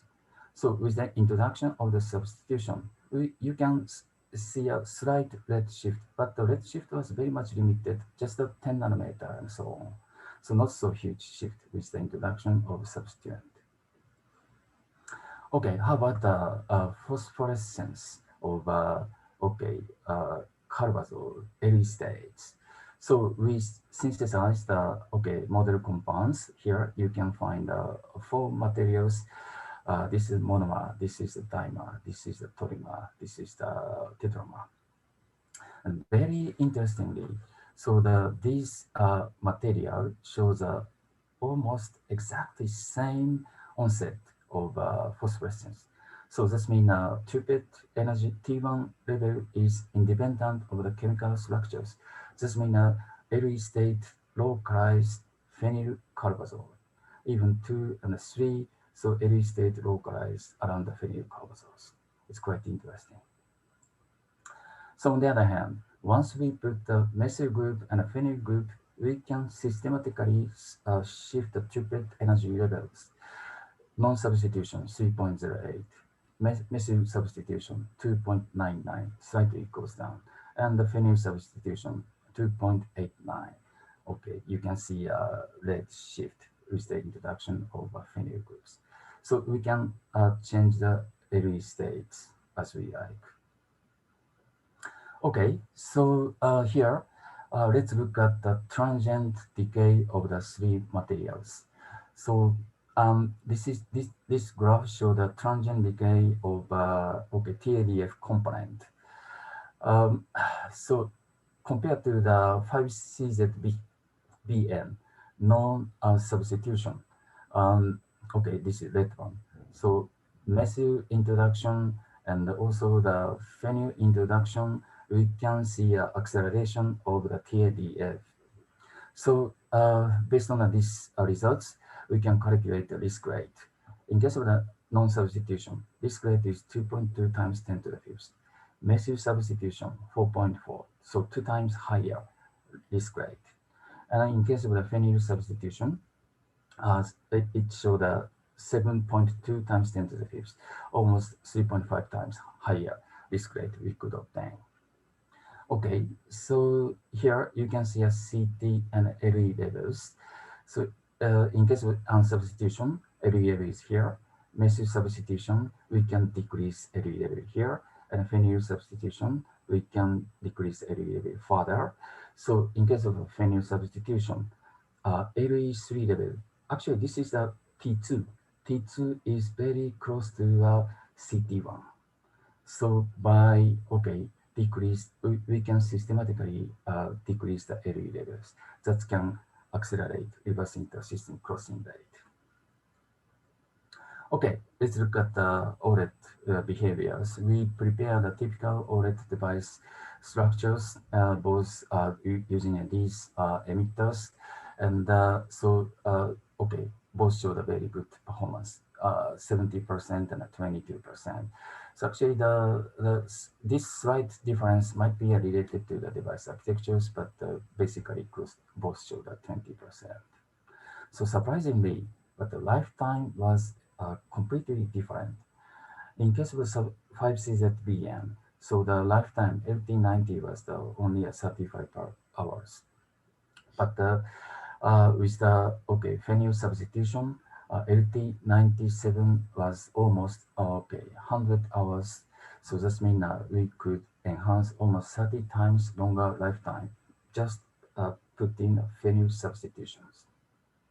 So small amount of modification can enhance the device lifetime significantly. Okay, we try to understand what's happened in this device. Dr. Masaki Tanaka, carefully analyzed the degradation mechanisms. So we look at the electroluminescence spectra against the time. So okay, it's quite interesting. In case of the 5CZBN, so in addition to the 500 TADF emission, we could observe the additional red emission around peaked at 650 nanometers. Even just 156 hours, we could recognize this emission. On the other hand, phenyl substitution. So even 1/1000 hours continuous operation, the appearance of the red emission was very much limited. So the electroluminescence spectra showed a significant difference. So we could analyze. Okay, actually there is a two issue. So one is the appearance of the red emission at around 615 nanometer. And also we could understand the in enhancement of the blue emission, blue shift. So the actually TADF emission show the blue shift. So blue shift and red emissions. On the other hand, a phenyl substitution, the small spectral change was observed. Okay, actually, the blue shift originated from the shift of the recombination site inside of the EML. So we carefully analyzed the interference effect, and using a set of software, we identified the emission site. So originally, emission site is located in the middle of the emission layer, and after degradation, so recombination site is shifted to the close to the HBL hole blocking layers. And also, we observed the red emission. So initially, it was very hard to identify the red emission because all materials used in OLED, it doesn't show the red emissions. So you know the MCVP, SF3, TRZ, triazine, and TRIS-PCZ, all these materials show the blue emissions, no emission at around 650 nanometers. We are very much puzzled. And finally, we understand the red emission is originated to the SF3 TRZ. So once we inject, we prepared a single layer device, actually, single layer MCVP, SF3 TRZ, single layer TRIS-PCZ, and forced to inject both hole and electron. And in this case, SF3 TRZ, we could observe the red emission from this device, even though the fluorescence is very blue, but the electroluminescence show the red emissions. So actually, we don't know the true origin of this red emission. This might be one of the possibility is the electromer proposed by a very old paper, Kalinowski's. And another possibility is the degradation of SF3 TLZ. So anyhow, so red emission we could ascribe from the SF3 TLZ. So we can understand the degradation mechanisms. Originally, so recombination site is in the middle of the emitting layer, but after degradation, so we suppose the TADF material trapped electrons very efficiently. So then recombination site shift to the HBl side. And some of the whole carrier injection happen from EML into HBl that induce the electron mass. So I would say, so the shift, the material degradation induced the shift of recombination site that induced the decrease of EQEs. That is the mechanisms. Okay, so we should try to design a advanced TADF materials. So our laboratories try to design new TADF materials showing a very short up conversion speed.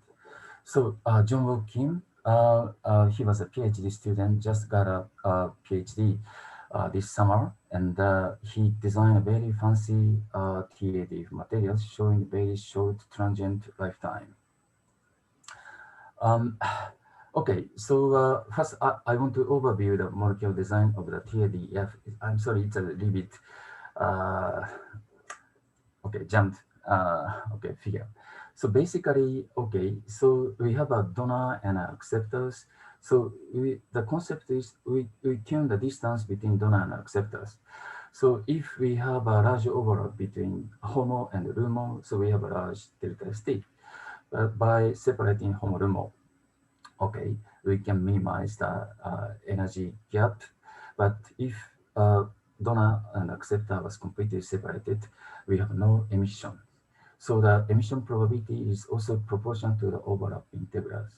So we need a very delicate molecular design. So donor acceptor tuning is very, very important. Okay, this is the another figure showing the energy level of LE and CTs. So black line show the LE states. So LE state is almost independent of the distance between donor and acceptors because the LE localized at the donor and acceptor unit. On the other hand, CT1 and CT3, if we have a large overlap, we have a large S1, T1, S1, S1 and T1 gap with the separating donor and acceptors. We can minimize S1 and T1 at a certain distance. We can expect a very, very small energy gap between LE1, LE3, CT1, and CT3s. So we should design a molecule around here. So by keeping in mind this idea, John Wook designed a new very simple molecules. Actually, this is a very simple TADF molecules. Boron compound, this is acceptor unit, and donor unit, this is the tetramethyl carbazole. We introduce 4 methyl groups that induce the twisting between donor and acceptors. Okay, so TMCZBO, PLQR is 98, almost 100% in a PPF host matrix.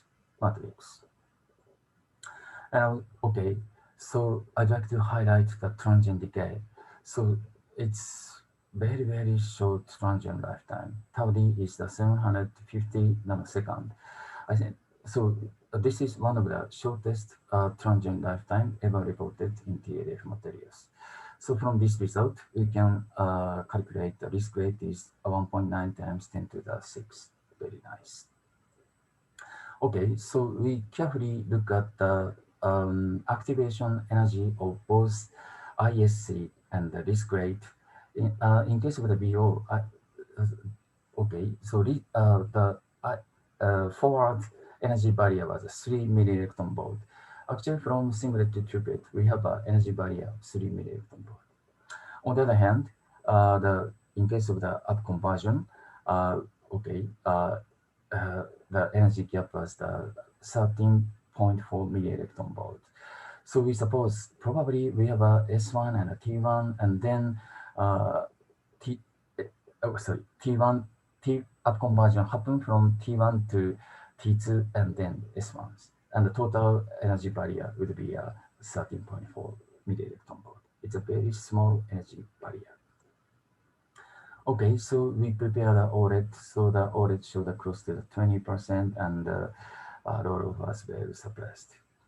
So we are now trying to design advanced further materials. So recently, the competition is very serious. Actually, many other researchers also reported very advanced TADF materials. Professor Yasuda reported the introduction of sulfur. So sulfur also enhanced the ISC, and he obtained a risk rate of the 3.5 times 10 to the 6. And also the Professor Kaji in Kyoto University, he designed a kind of X-Prex, very, very similar X-Prex, so through space interaction. So risk rate is pretty good. 10 to the 7th, very high risk rate he reported. So our material, the KR is the highest, so that would be good for the electroluminescence devices. Anyhow, so that still we expect many researchers focus on the advanced TADF materials to accelerate up conversion. Okay, so today, since I didn't have enough time, so I simply mentioned use the term of the CT and LE, but of quantum chemical calculation tells us the situation is more complicated. So we have a collaboration with the Professor Jean-Luc Breda's group in Georgia Tech, and Dr. Shankar Chen analyzed the mechanism more details. Actually, here 4CZ IPN. So okay, so this is very similar 5CZ material 5CZ PN, and in this case, actually for that conversion is the slightly thermally activated, and in this material, so that this phenyl group twisting is the key. If this phenyl carbazole twisted around 140 degree, so the actually S1 and T1 energy gap becomes 0. So small gap we can quickly up convert.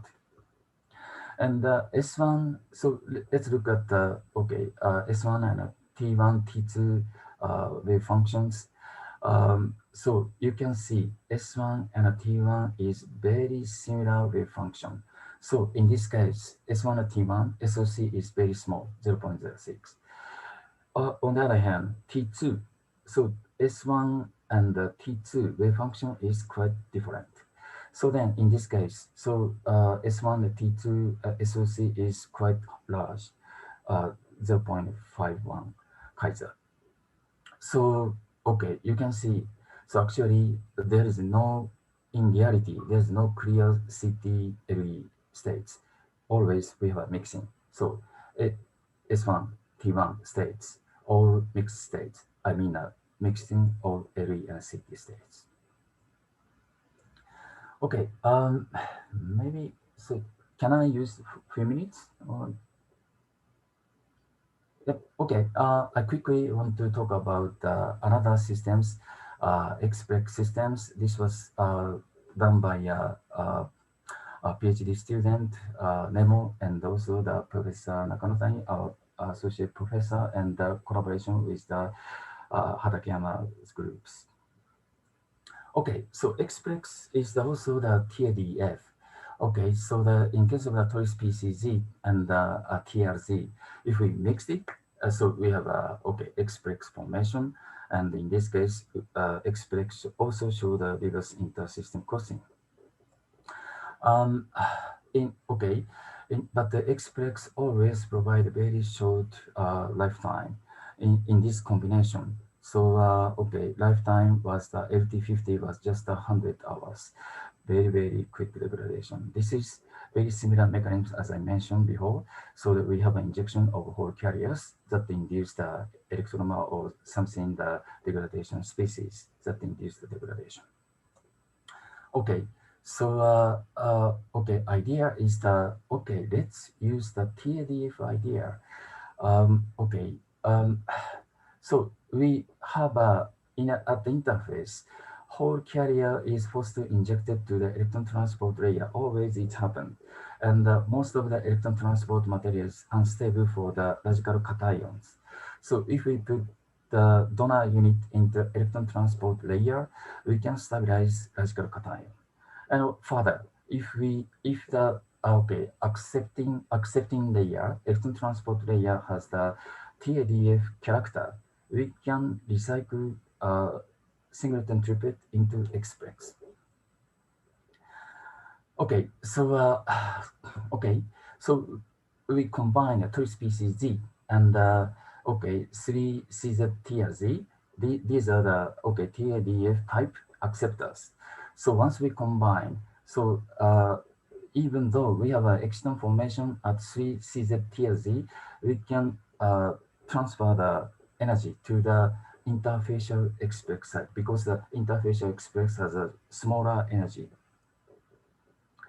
Okay, fortunately, so our idea works very well. In case of the okay acceptor type ETL, the lifetime is pretty much limited. But once we use the TLF type ETL, we can get almost 3 times longer lifetimes. So TLF type acceptor seems very promising. Further, so okay, so we can also put a small amount of the okay DABNA blue emitters, so then we can get actually the energy transfer from express into blue emission, and then we can get the okay blue emissions. In this case, EQE 20 was observed, 20% EQE was observed. Okay, finally, I shortly mentioned the QRAX, so our startup companies performance. This was reported in SAIT this year. So the yellow, it showed the LT95 is the almost over 20,000 hours, and red is almost 40,000, and green is the 10,000 hours. So blue is still the 250. We need more effort. Okay.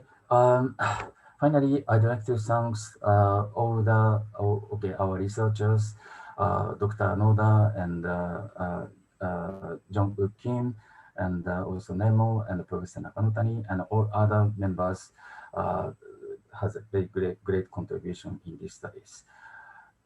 Also, I'd like to thank the funding agency of JST Erato, Next Echo, and the QRAX. Okay, thank you very much for your attention.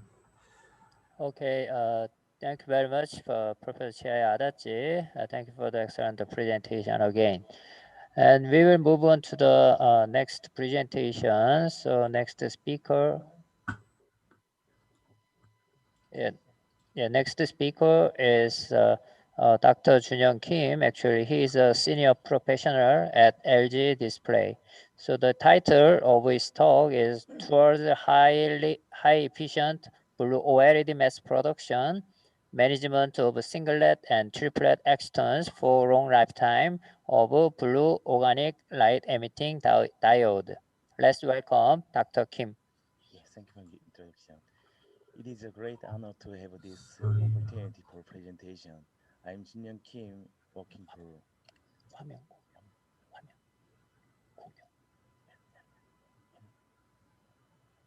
됐어요.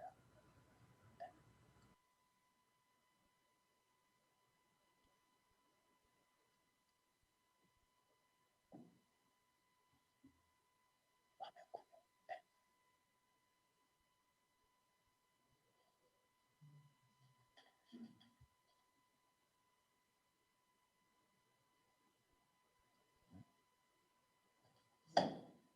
Just a moment.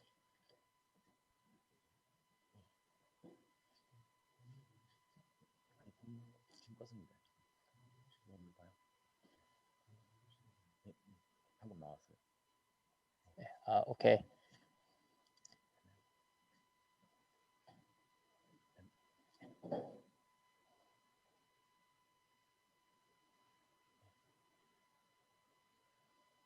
Okay, let's start again. It is great honor to have this opportunity for presentation. Yeah, I'm Jian Li working for LG Display in the field of next generation OLED material. So today I'd like to talk about our development strategies for high efficiency blue OLED, especially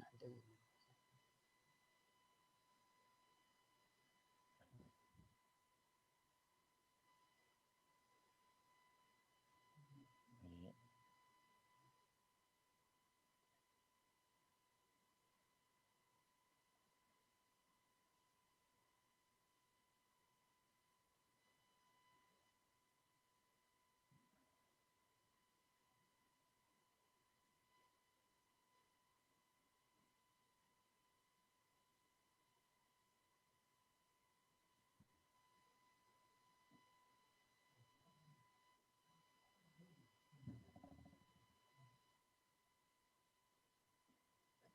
좀 세세요.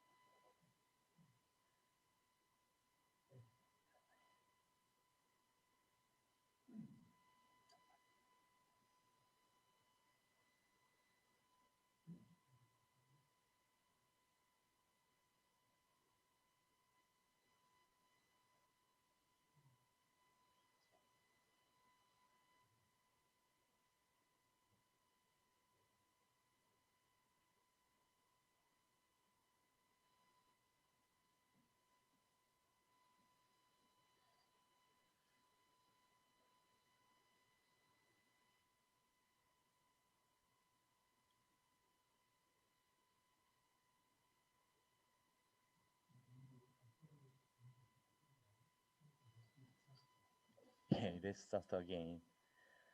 Okay, yeah, so today I'd like to talk about our development strategy for high efficiency blue OLEDs, especially based on the management of singlet and triplet exciton for high efficiency and long lifetime. The presentation is divided into five parts. First of all, I'm going to talk about why blue at present stage. Following topic are high efficiency blue system and specification of MCL layer, and then summary. Okay, display has been around us just as changing their shape. After one, after first and second industrial revolution, we can approach a lot of information with CRT display, which is our first generation TV. But at that time, because of its relatively high cost, we used one display with many people. As developing in second generation TV, that is PDP and LCD, one person can use many display. It made get information easier without limitation of space and mobility. Now my question is about third generation. An answer may be two-way communication with displays melted to our daily life. It became possible due to fourth industrial revolution, which means anytime and anywhere. Started mass production in 2013, LG Display has been developing various products as world first, from small to large scale display with the advantage of OLED. But products until today are just results of dream everyone imagined. The new OLED application from now will be together in our life by you. Until today, OLED was challenges for reason that LCD can't replace. Breakthrough technologies of OLED are from image quality via wide color gamut and high resolution and design flexibility and called rollable and foldable and stretchable. And two distinguishing factor with the LCD is transparent and crystal sound OLED and automotive and functional in architecture. So OLED is not simple TV anymore, but one of our life is everywhere. Okay, to read the future OLED products, achieving high brightness is the most important. For now, more brightness can be attained by fundamental innovation of blue material. Before we think about blue, it would be helpful to overview the current status emitting materials. RGB have been applied for all kinds of mobile and TV application. In terms of EQ and lifetime, the higher and longer, the better. However, the blue is always the problem. There is no alternative and the EQ is not sufficient. Because fluorescence, fluorescence blue is a limiting factor to make OLED TV brighter and more power saving. That is one of the most concerning technical issue for OLED panel maker. In effort for theoretical blue limitation on efficiency, device structure changes can be improved. From the first two-stack OLED device having one blue stack, by adding one more blue stack, as you can see in here, full height and peak brightness increased a lot. However, it required additional fabrication step, which means more cost. To achieve high brightness and more efficiency, and of course lower cost, we need to high efficiency blue technology. In terms of material, we can improve color and brightness with applying deeper blue material in emissive layer. For this three stack structure, increasing blue efficiency directly lead to improvement of full height brightness. Because bottleneck of white brightness is blue. Therefore, with high efficient blue materials, it enable us to make more various device structure. So we should develop this high blue technology for the future. Okay, to overcome blue OLED issue, we can know possible de-excitation pathways of excited molecules. Up to now, we use only two excitation pathway in OLED, such as fluorescence and phosphorescence. However, the excited states have various de-excitation mechanisms. Recently, TADF phenomenon comes to fore as next generation materials among these de-excitation pathways. That is why TADF materials have 100 internal quantum efficiency, indicating the triplet conversion process. It means that probability of exciton generation is almost 100%, like phosphorescence in OLED mechanism. Therefore, we should control the excitation pathways by using a molecular design to improve high efficient blue OLED. This slide shows classification of emitter in OLED. The theoretical internal quantum efficiency of fluorescence emitter is lower than other mechanisms. And also, it is expensive in a particular core materials such as anthracene and phyrin. The merit of phosphorescence is high efficiency that is almost theoretical limit level, and also by using a PT complex, they have really narrow FWHM with supplement of their weakness. On the other hand, they are almost highest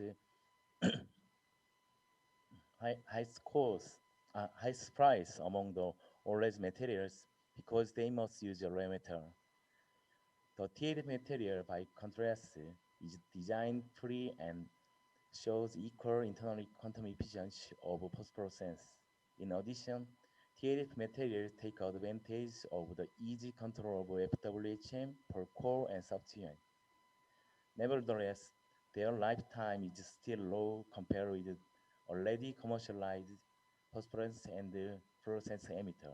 But I think lots of opportunity are there. Okay, let me share how can we develop high efficient blue. First of all, let's compare TTA and the TADF mechanism. In case of TTA, IQ can be 40% combining the prompt singlet and the converted delayed singlet. If there is a direct recombination in an FD, this triplet is quenched by lower T1 of TTA host. And then a priority emitter and a priority to emitter multiplying our coupling efficiency. So finally Q is around 8 to 12%. In here, RIC is TTA host is very fast, so triplet in this system become inactive. Therefore, major degradation mechanism by TPA can decrease, the lifetime can increase. So TTA device has advantage on lifetime. Come to TADF device, up conversion process occur in TADF dopant. Its RH speed depends on delta ESC of TD, and basically it is not faster than TTA mechanism. But IQ of TADF device can be 100%. When multiplying outcoupling efficiency, we can get around 20% of EQE, that is equal to phosphorescent OLED. The problem is slow RIC making more active triplet, leading to TPA and the decrease in lifetime of the device. Additionally, in that case, the host triplet level should be higher than TD and stability issue occur because of too high energy beyond BDA, bond discharge energy. Therefore, specification of EML needed to address to achieve high efficiency and long lifetime at same time. Overall, let's see the end emitter FD. As long as FD is blue, it must have over 2.7 energy volt level, and T1 is the factor here. Of course, efficiency and lifetime largely depend on core type. Here we have a pulse is no TADF FD, and weak TADF FD, and fully TADF FD. If we fix the TADF dopant having 0.2 delta EST, pulse core the pulse, pulse case DT occur between TD to lower T1 level of FD, it is inevitable efficiency loss by non-radiative decay.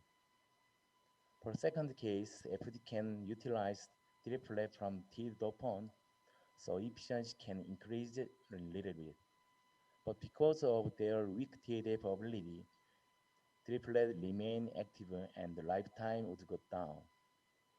In last case, with its fast RISC, it is natural to expect higher efficiency and long lifetime. In real evaluation result, we can see our expectation. Unfortunately, no suitable material for third case. So we applied 2.6% upon, but we can still find good OLED performance than the other two cases, like this. Here are same concepts, just replacing T dopant with a smaller delta ES almost zero. Enhanced TD can make less DEXA and more FRET. In the result, in D case, shows still lower EQE than other but improved before slide. In E case, EQE is increased, but ROROP is still large. And the F case in F case with some 2.6 FD before, and it showed largely increase in EQE and smaller ROROP than before. Additionally, the lifetime increased 2 times compared with the C case. Here is the summary table for what I explained. For investigation of our relationship between triplet of FD and OLED performance, same core material was applied to compare in all cases. As a result, C and F case showed better results. Now I'd like to talk about TADF dopant. What would be happen when we use different core TD with the same delta ST? We found that the value of from ratio of KRIC and KIC is important among the other factors, and it shows certain relationship with the lifetime in high luminescence region. Interestingly, the tendency of EQE by TD remains as introducing FD into each device. These optical properties by core come from combination of several origins, such as triplet state, including L-side rules, not only delta ST. As another important factor for device lifetime, we should address about host stability.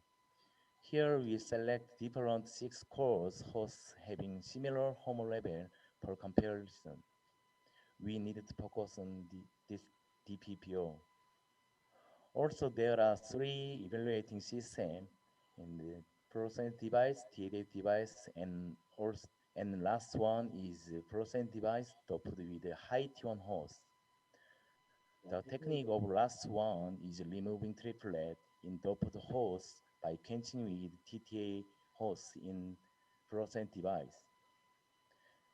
By doing this, we can also remove bad effect of triplet to dope the host, and it enables us to measure host inherent material stability.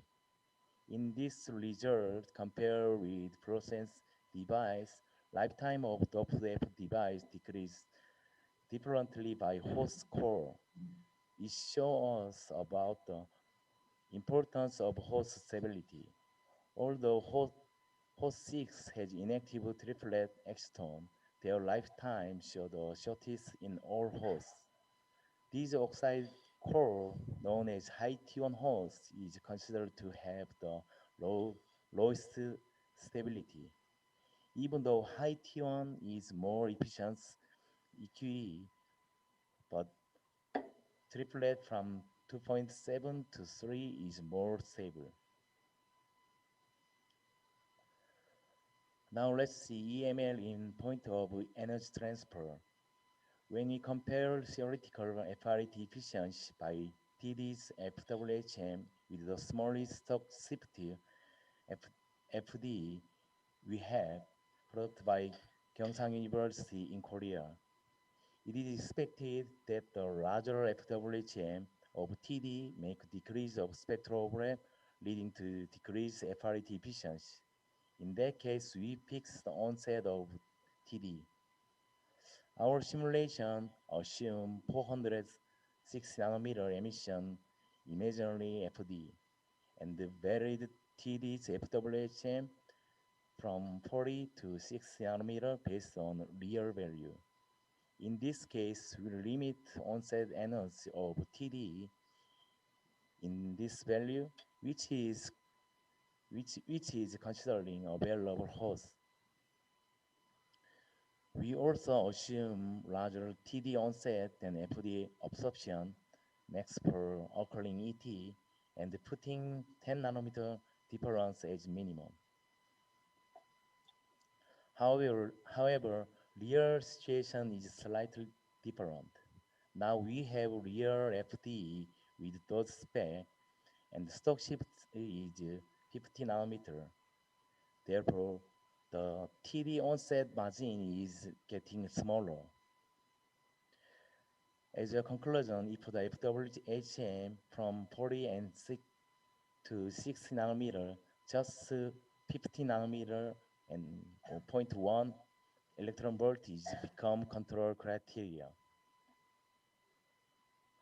With this background, let me show summarize real results. FD is same spec in the slide before.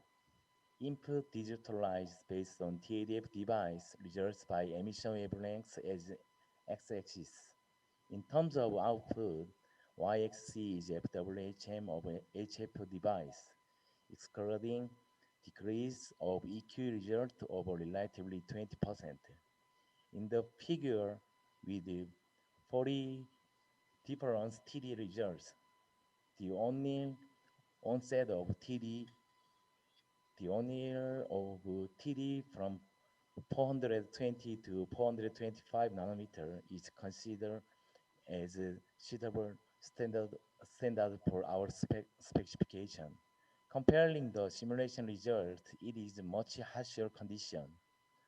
One of the reasons can be shape and more conformation of TD and their effect on distance and packing with FD in EML. For the last, let me talk about other issue. It is very critical issue. It will be nice if HF device goes well like a theoretical way. There is an issue of concentration of FD. Regardless of triple level of FD, higher concentration over 1% of FD make DET more active, and then it affects to efficiency and lifetime. To protect this, there are some solutions. For example, one is the shielded concept of FD, and the other is the phosphorescent emitter. In this case, all other specification remains same, and we can think same way by converting from singlet of FD to triplet of PD.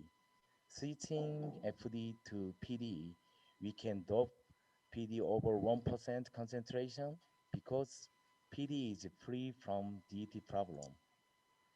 Therefore, if we have robust and short delay time under the 1 microsecond of PD with simple and stable pathway, high efficiency and long lifetime could be achieved.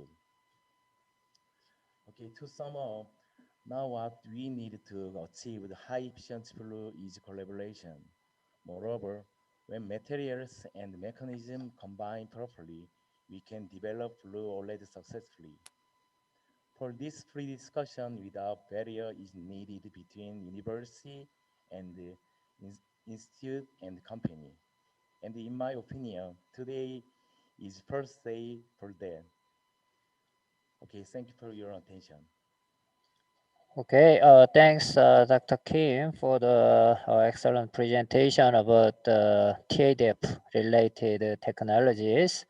Okay, so then we will move on to the last presentation. So I will give a presentation about the host material. So the title of my presentation is a host strategy for highly efficient blue OLED. So I will mostly talk about the host work. So what kind of host will be useful for the blue device development. Okay, I will move on to my presentation. Okay. So I think all of you are familiar with this OLED technology. So currently our main interest is phosphorescent OLED and TADF OLED because we can achieve this high efficiency, external efficiency in these two device systems.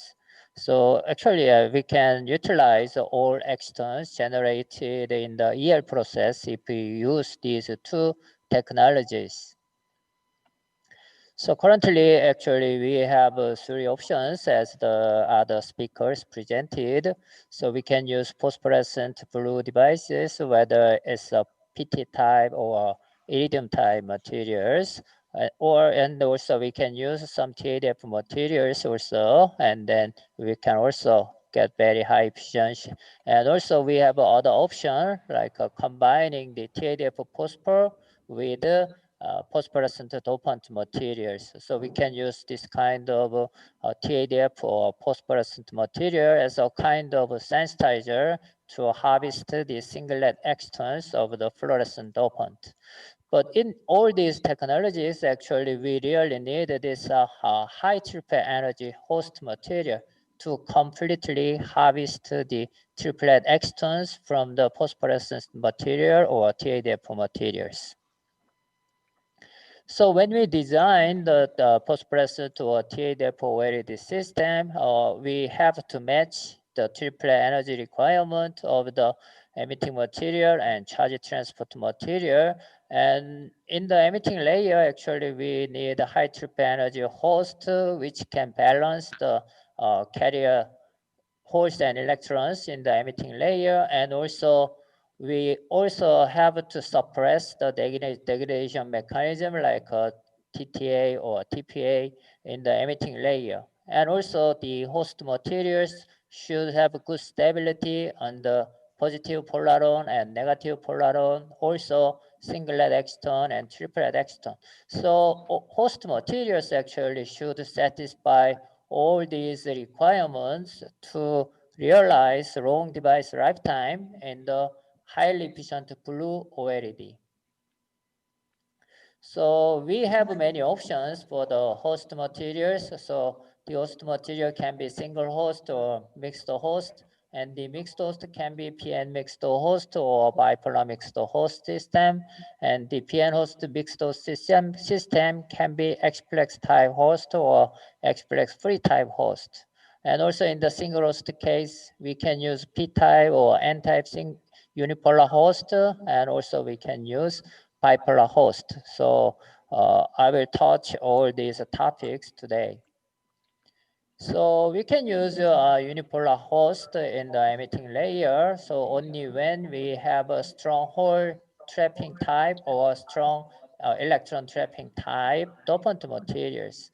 So in the case, we have to use a unipolar host material to balance carriers. So in the case, we can balance carriers, but usually there's some imbalance of carriers at high electric field. Then we can see some serious equi-roll-off, and especially the recombination zone can be very narrow. So then we will have some serious TTA or TPA processes. So this kind of carrier accumulation will happen, and also the driving voltage will be quite high. And also we have to use a high doping concentration in the emitting layer. So we reported this kind of hole type host material for the hole trapping type phosphorescent dopant, and at that time we could get some reasonable device lifetime. But still, this kind of unipolar host will suffer from TPA or TTA triggered degradation mechanisms. So this kind of problem can be partially solved if we use bipolar host materials. So if we use bipolar host material, then it is relatively easy balance carriers. Then we can get high EQE and also small EQE roll-off. So electron injection and hole injection will be very efficient. So it can easily balance carriers. And because of that, the driving voltage of the system will be quite low, and also the recombination zone will be wide. So this kind of wide recombination zone can reduce the TTA processes. But the problem we have is it is not that easy to secure hole and electron stability at the same time, because the hole moiety and electron moieties are in the same molecule. Then they can be attacked by the opposite carriers. So then the material stability will not be good enough. And also a triplet extern and polaron will exist in the same host. So TPA triggered degradation mechanisms cannot be avoided. Actually, we reported many bipolar type host materials. Actually, they showed good device performances. I mean the high EQE, but the issue was the device lifetime. So for device lifetime, we have to find another way to stabilize the host system. So the option we have is mixed host. So firstly, Xflex free time mixed host have been developed, and many host systems were reported in the literature. But the blue host system actually is not very common. But if you use this kind of Xflex free time mixed host, then it is very easy to balance carriers. Driving voltage is quite low, and emission zone is wide, and hole and electron stability also can be guaranteed, because we use a separate carrier path like this, hole path and electron path. So the carrier passes are separated, so then the material can be stabilized. But the issue we have here is that the mechanism is charge trapping. So charge will be trapped by the dopant materials. So then in this case, TPA process will be very serious, and then degradation of the dopant system can happen, and also the carriers can leak to the other host material. For example, holes can move to the electron transport type host very easily because this barrier is not very easy in this X-plex free time mixed host. And also electrons can go over this barrier, so electron can be injected into the whole transport type host. So this kind of leaked carriers can degrade the devices. So this issue can be also improved if you use X-plex time mixed host by changing the emission mechanism from charge trapping to energy transfer.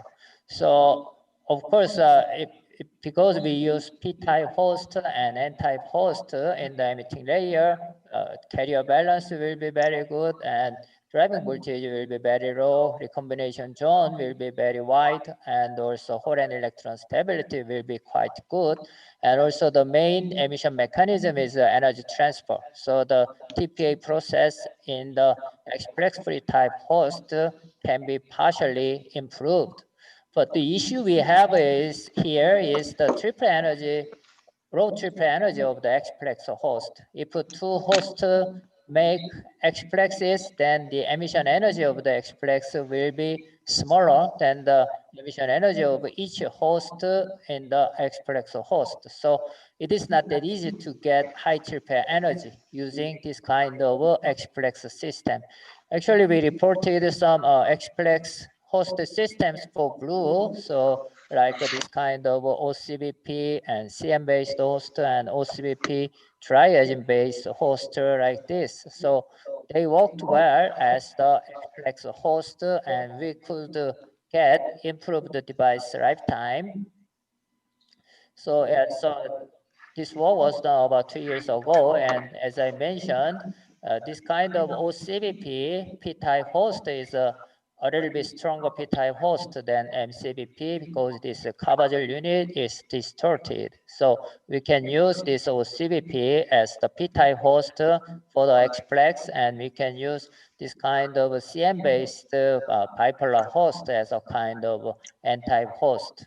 So this host actually was an X-plex type host system. So if we use OCBP, then they make this OCBP makes X-plex with these two hosts. So these two host systems were X-plex type host system. But if we use MCBP with a deep homo level, then in that case, X-plex is not generated. So we tested this X-plex host actually in the sky blue type device. So in this case, we use this phosphorescent dopant. So it was a sky blue device. So actually, among these hosts, actually this OCBP and CN, MCBP, CN based X-plex host worked well. So they show the high EQE and also the best device lifetime among the four hosts. So we proved that X-plex host system is better than the X-plex free type host system for the blue phosphorescent OLED. And we also developed the triazine-based N-type host materials like this. So it has triazine, and also it has triphenyl blocking group.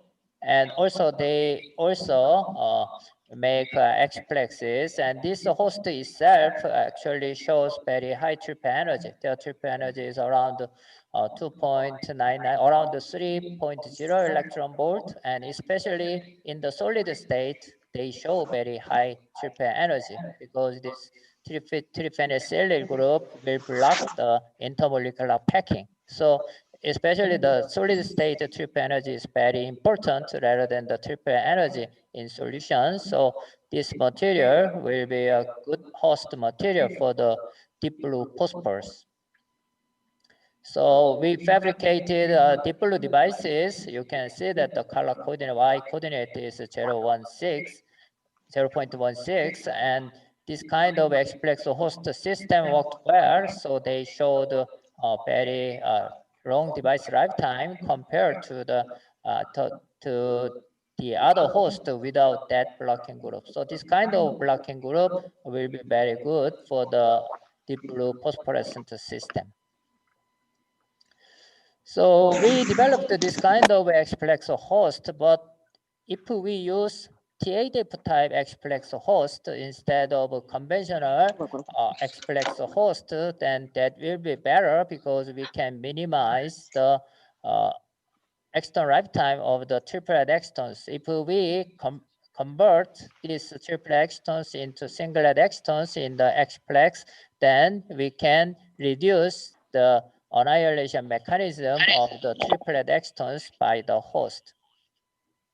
So we developed TADF type X-plex host systems by developing these triazine-based host systems with benzonitrile group. So this benzonitrile group can control the Reaumur level of the host material, and also it can improve the electron transport property of the host material. So we combined this triazine type electron transport unit and also trypan cellular blocking group and benzonitrile Reaumur managing group together. So we synthesized these three host materials to make TADF type X-plex host. So actually these host materials actually show the high trip energy, but if we use para-oriented benzonitrile structure, the trip energy was relatively low, but these two hosts showed a high trip energy around 2.96 and 2.97 electron volts. And also in the X-plex case, you can see that the trip energy is over 2.9 electron volts. So especially this meta-CM-based host material actually showed a very high trip energy. So this host X-plex TADF type X-plex host material will work well as the host of the deep blue phosphor. So we confirmed that they showed delayed fluorescence, and especially this meta-CM-based host material showed delayed fluorescence right time of around 4.6 microsecond. So we tested this X-plex host in the IRCB3 deep blue phosphodoped blue phosphorescent OLED. And this is the device result. So if we use this meta-CM-based host material, actually the EQE was high. In other two host case, the trip energy was relatively low, so they could not completely cover the emission of the IRCB3 phosphor. So this meta-CM-based host was good as the TADF type X-plex host for the blue phosphor, and you can see also the lifetime was improved. So here we compared the conventional X-plex type host and TADF type X-plex host. So then we can confirm that if we use TADF type X-plex host, then the lifetime is improved like this. So about 60% improvement of the device lifetime. So this kind of TADF property of the X-plex host will be helpful to improve the device lifetime. So then what should be the next step? So we used just the pure N-type host material, but we tried bipolar type N-type host instead of the pure N-type host. So in this case, P-type host and bipolar N-type host will make X-plex or electroplex.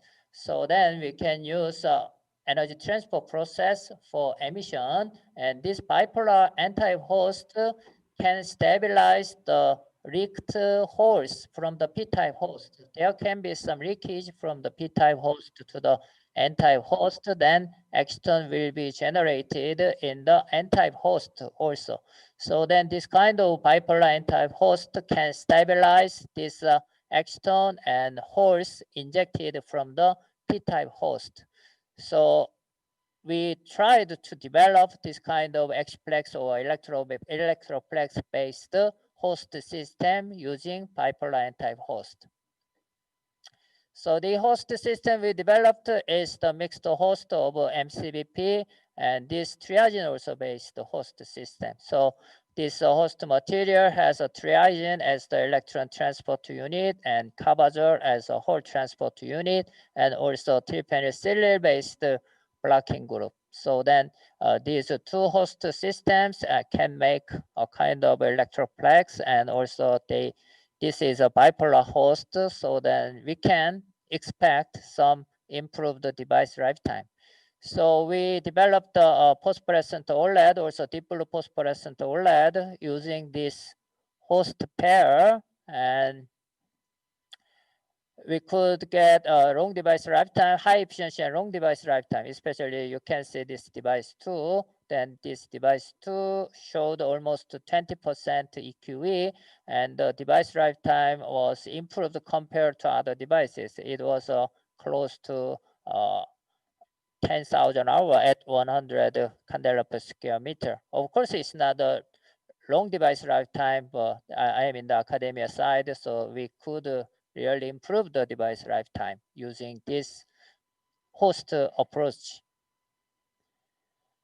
And then next step will be to use this kind of TADF type Xplex instead of conventional Xplex using bipolar type n-type host. Then if you use just the conventional Xplex, then these triplet excitons will transfer just the energy transfer, extra energy transfer to the dopant. But if this host is a TADF type Xplex, then we can convert these triplet excitons into singlet excitons, then we can reduce the triplet exciton related degradation mechanisms in the mixed host. So this is a kind of advanced version of the previous host approach. So this bipolar host can stabilize the leaked holes, and also this bipolar n-type host can stabilize excitons, and also this TADF type Xplex will induce the energy transfer and also can reduce the triplet exciton density. So we developed this kind of bipolar type n-type host for TADF type Xplex. Actually, at this moment, I can show the chemical structure of this host, but we compared the three host systems. As an n-type host, we used pure n-type host and bipolar n-type host for Xplex and bipolar n-type host for TADF type Xplex.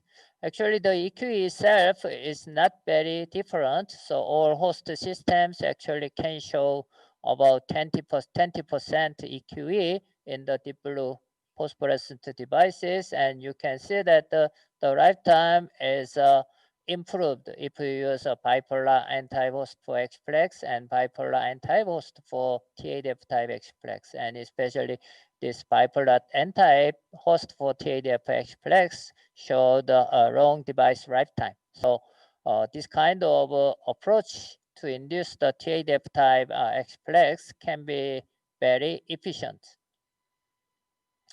Then what can we do further? Then what we can do is, as a bipolar n-type host, we can use TADF type n-type host.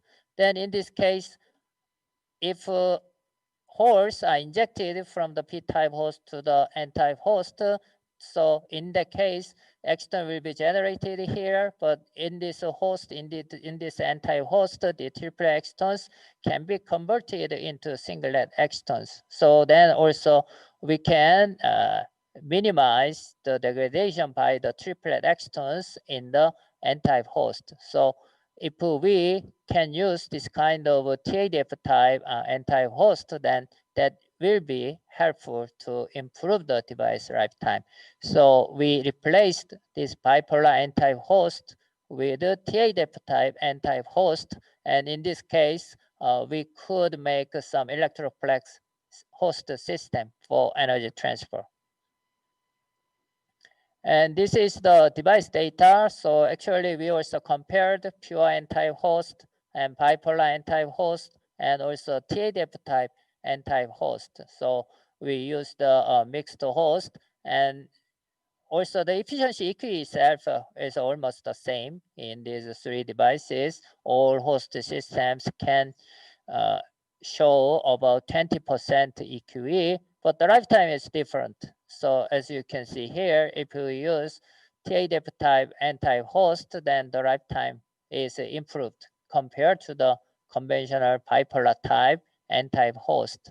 So chemical structures are quite similar. The building block itself is almost the same in these three hosts. So I can clearly say that this kind of device lifetime improvement is due to this kind of different mechanism in the emitting layer. So then, what will be the ideal host system we need for the blue phosphorescent OLED? So we could not realize this system yet, but the best system will be like this.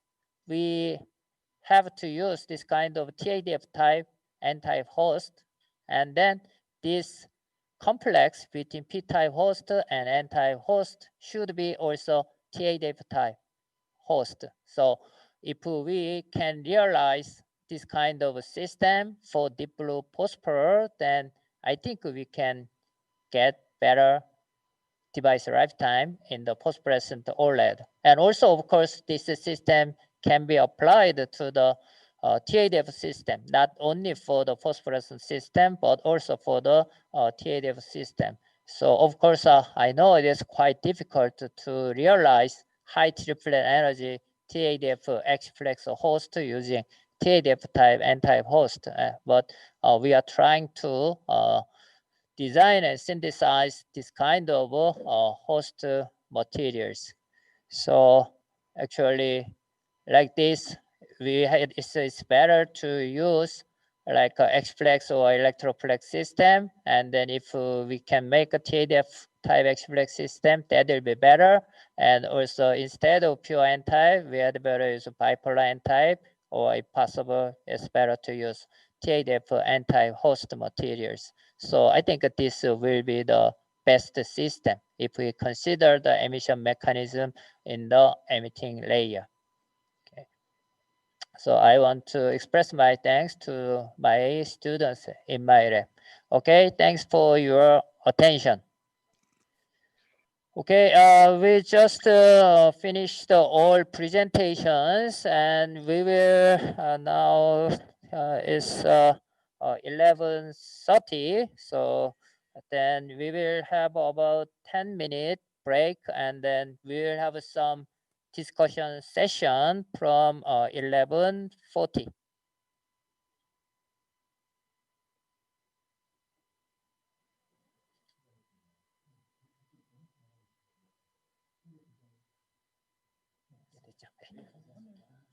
Yeah, yeah, yeah.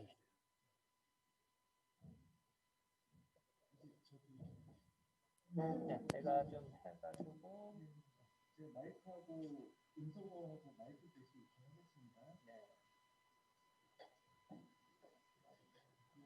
교수님들도 지금 제가 그 인터뷰 해제 요청했거든요.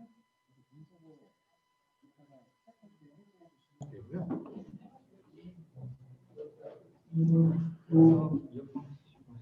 네, 지금 마이크 이거 좀 해보려고 테스트 잠깐 해보고요.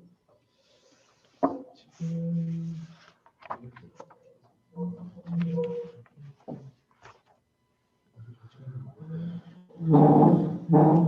혹시 좀 이렇게 디스커션하고 싶은 거죠?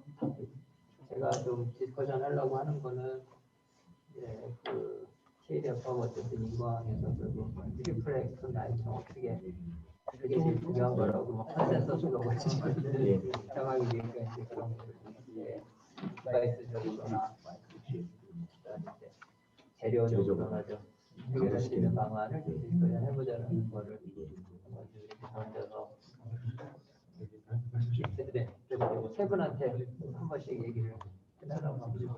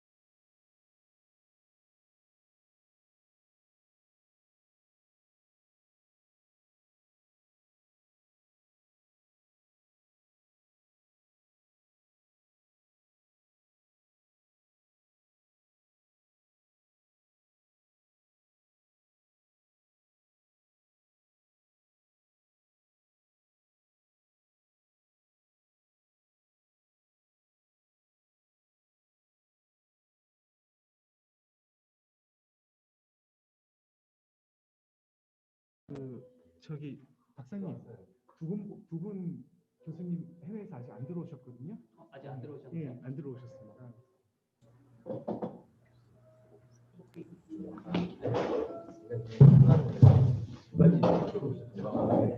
아, 지한 교수님 들어오면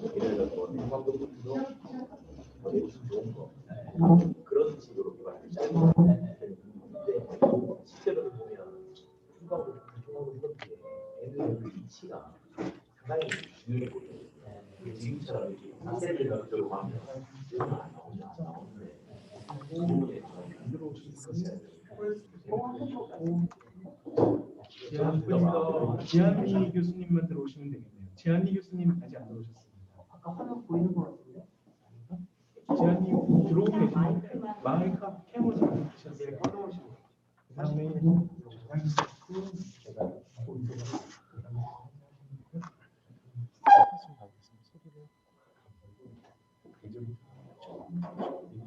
제가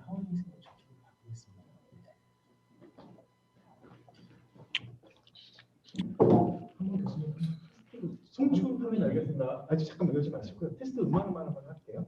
음악 잠깐 여기 말씀 한마디만. 테스트. 테스트 잠깐 잘 들리시나요? 네. 잠깐만요. 이쪽 켰어요?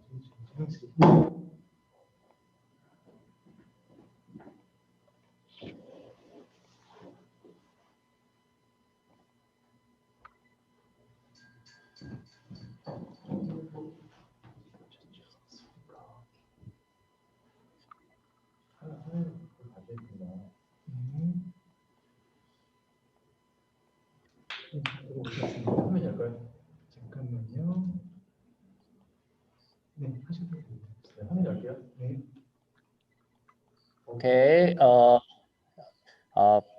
I think from this time we will discuss some issues about today's presentation. Actually, I think all speakers today have a consensus about triplet external lifetime. So, in the phosphorescent system and TADF OLED system, what we have to do is to minimize the triplet external lifetime of the triplet emitters, phosphorus and the TADF emitters.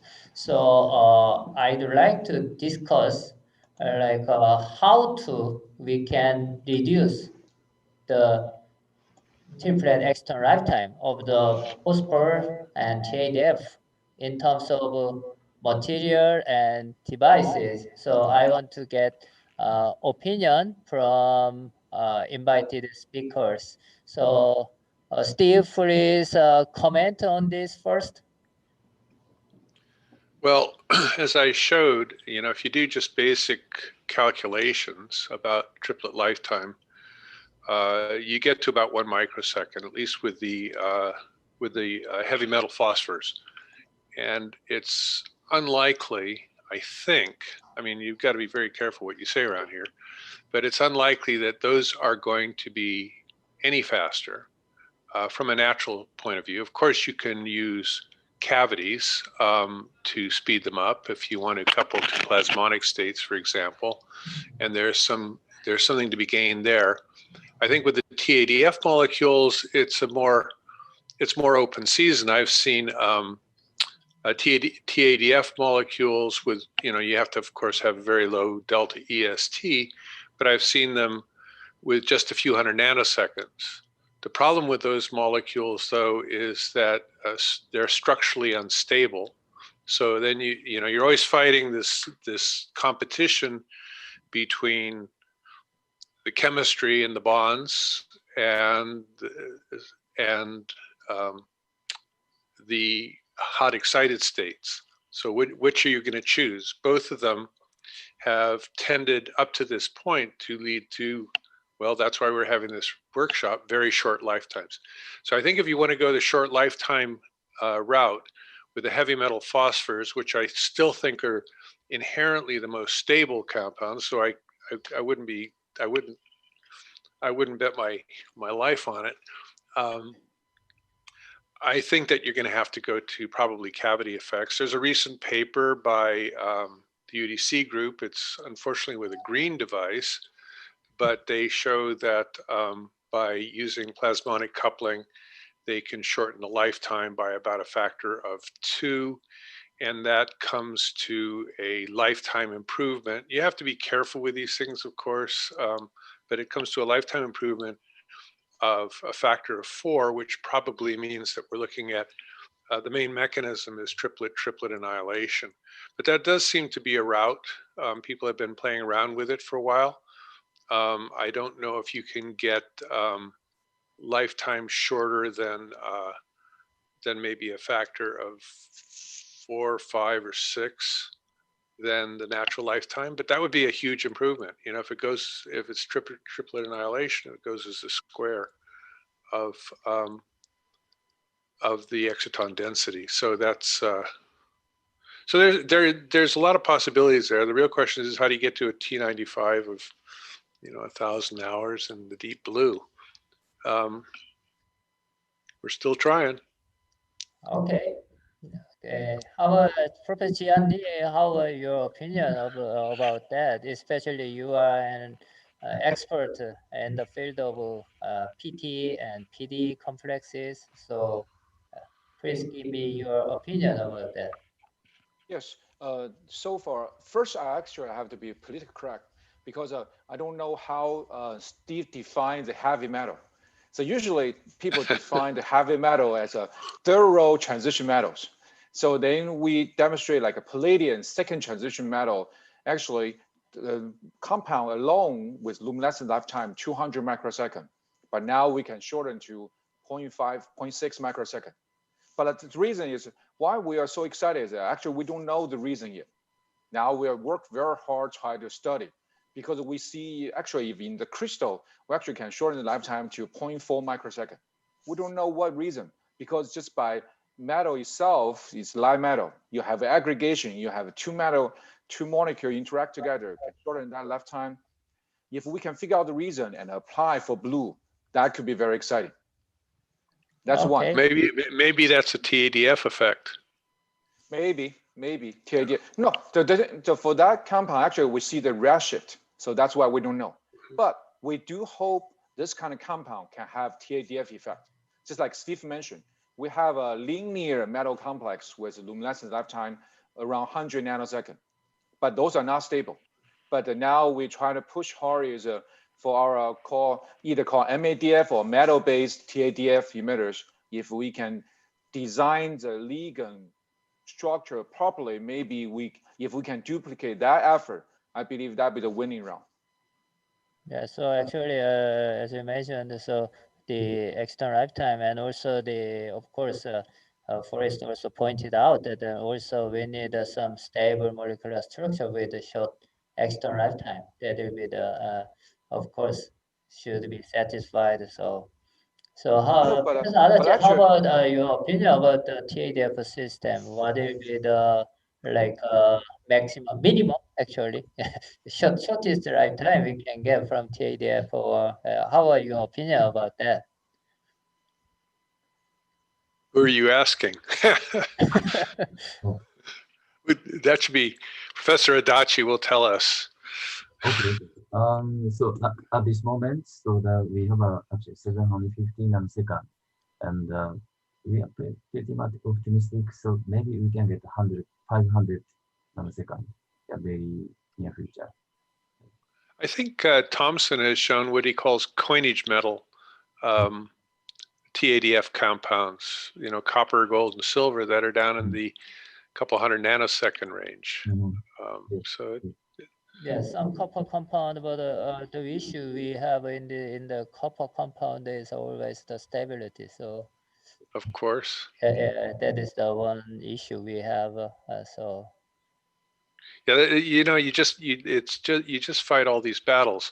Maybe the best way to go is to just throw up our hands and say, we're going to make 3-segment stacked blue OLEDs. Right? That will turn the current way down.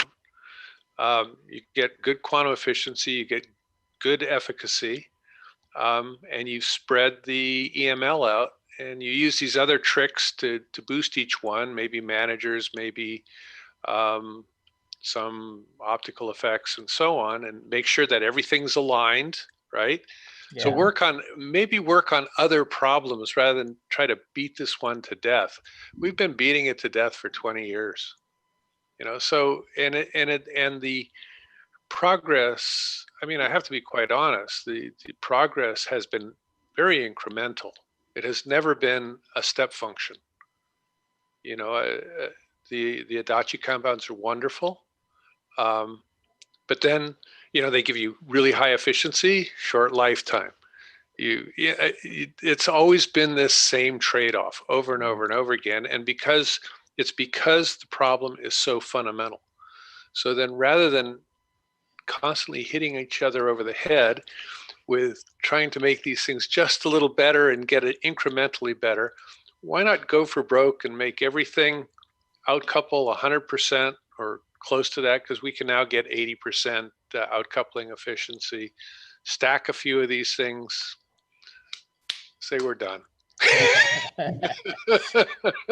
Okay, thanks very much for your opinion. And also I have a second topic to discuss actually these days, especially Professor Adachi, like Kyushu is developing hyperfluorescence system, combine the TADF material and fluorescent material together. So actually we have two options. We can use TADF material as a kind of sensitizer, and also as Jian Li presented, we can also use phosphor as the sensitizer and sensitizer and the fluorescent dopant together.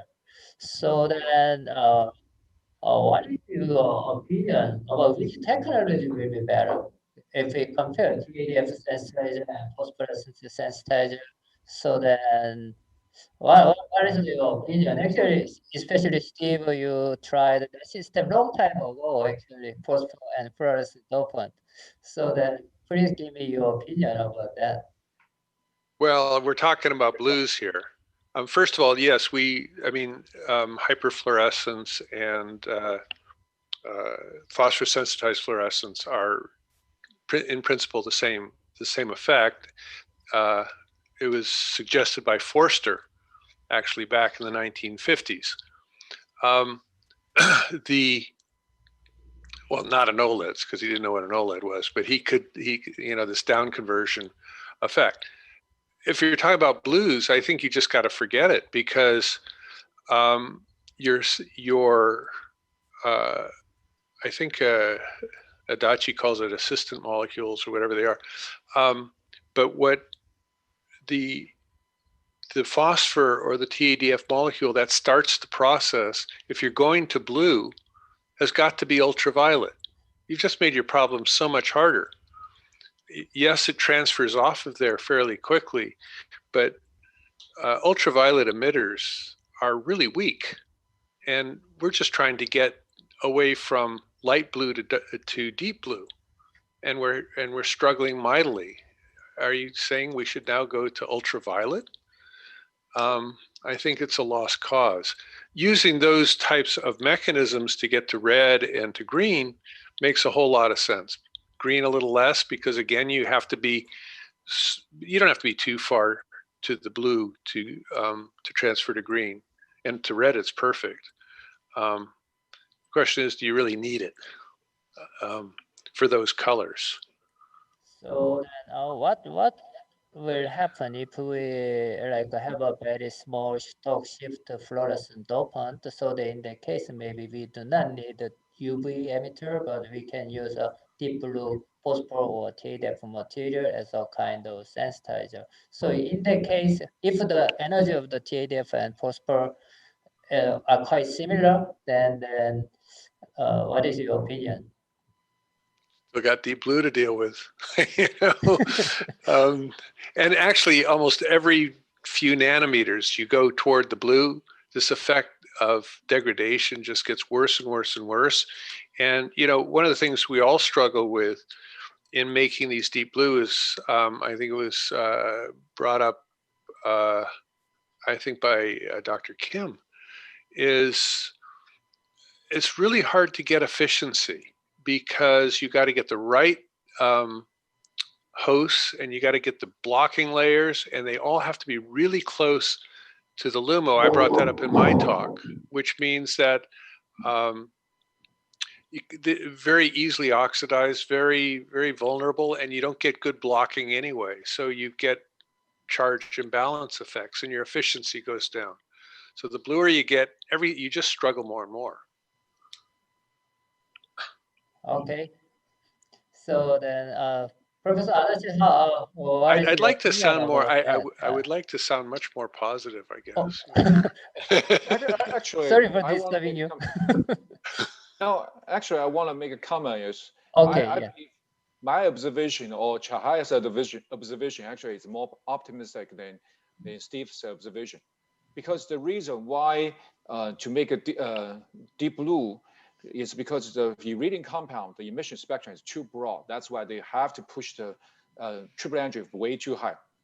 If you observe Chihaya's data, actually for their QDAX data, they actually have a narrow fluorescence emitter. You only need an emission peak about 470 to achieve deep blue.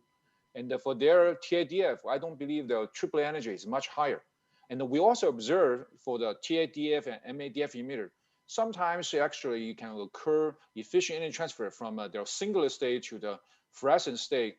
Even the triple energy of the emitter actually is a little bit lower, because we have a up conversion and a faster energy transfer to speed up this process.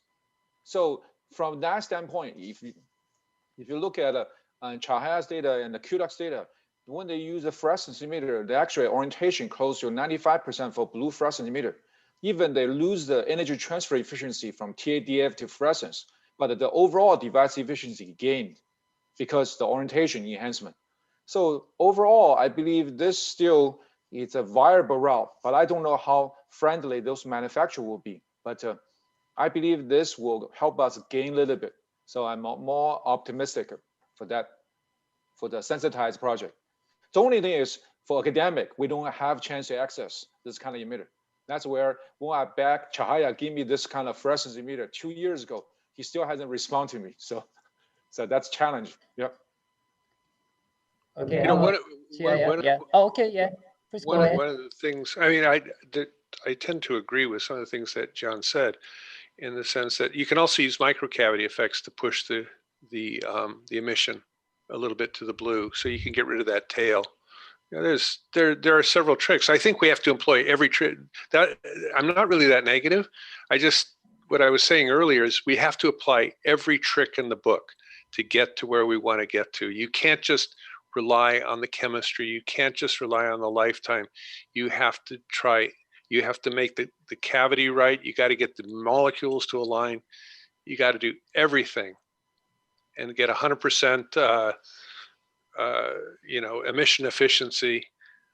And I think that will be solved. That in that direction will be solved. But I think most people tend to work on one part of the problem, and that has been, I think, the issue. I agree 100%. We need to work together. Oh yeah, I agree. So, Professor Adachi, can you give some comment? Yeah, actually, cavity effects is very interesting. So I'm recently very much interested in the polarity effect. So singlet is a well coupled with the polarity, but the triplet no. So if we have a real state, we can probably make a minus gap. So that if we can make a minus gap, we can accelerate reverse synthesis.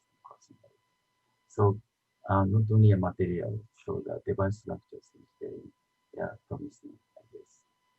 Also, hyperfluorescence. The problem is that we always use the very diluted condition. Fluorescence condition is the less than 1%.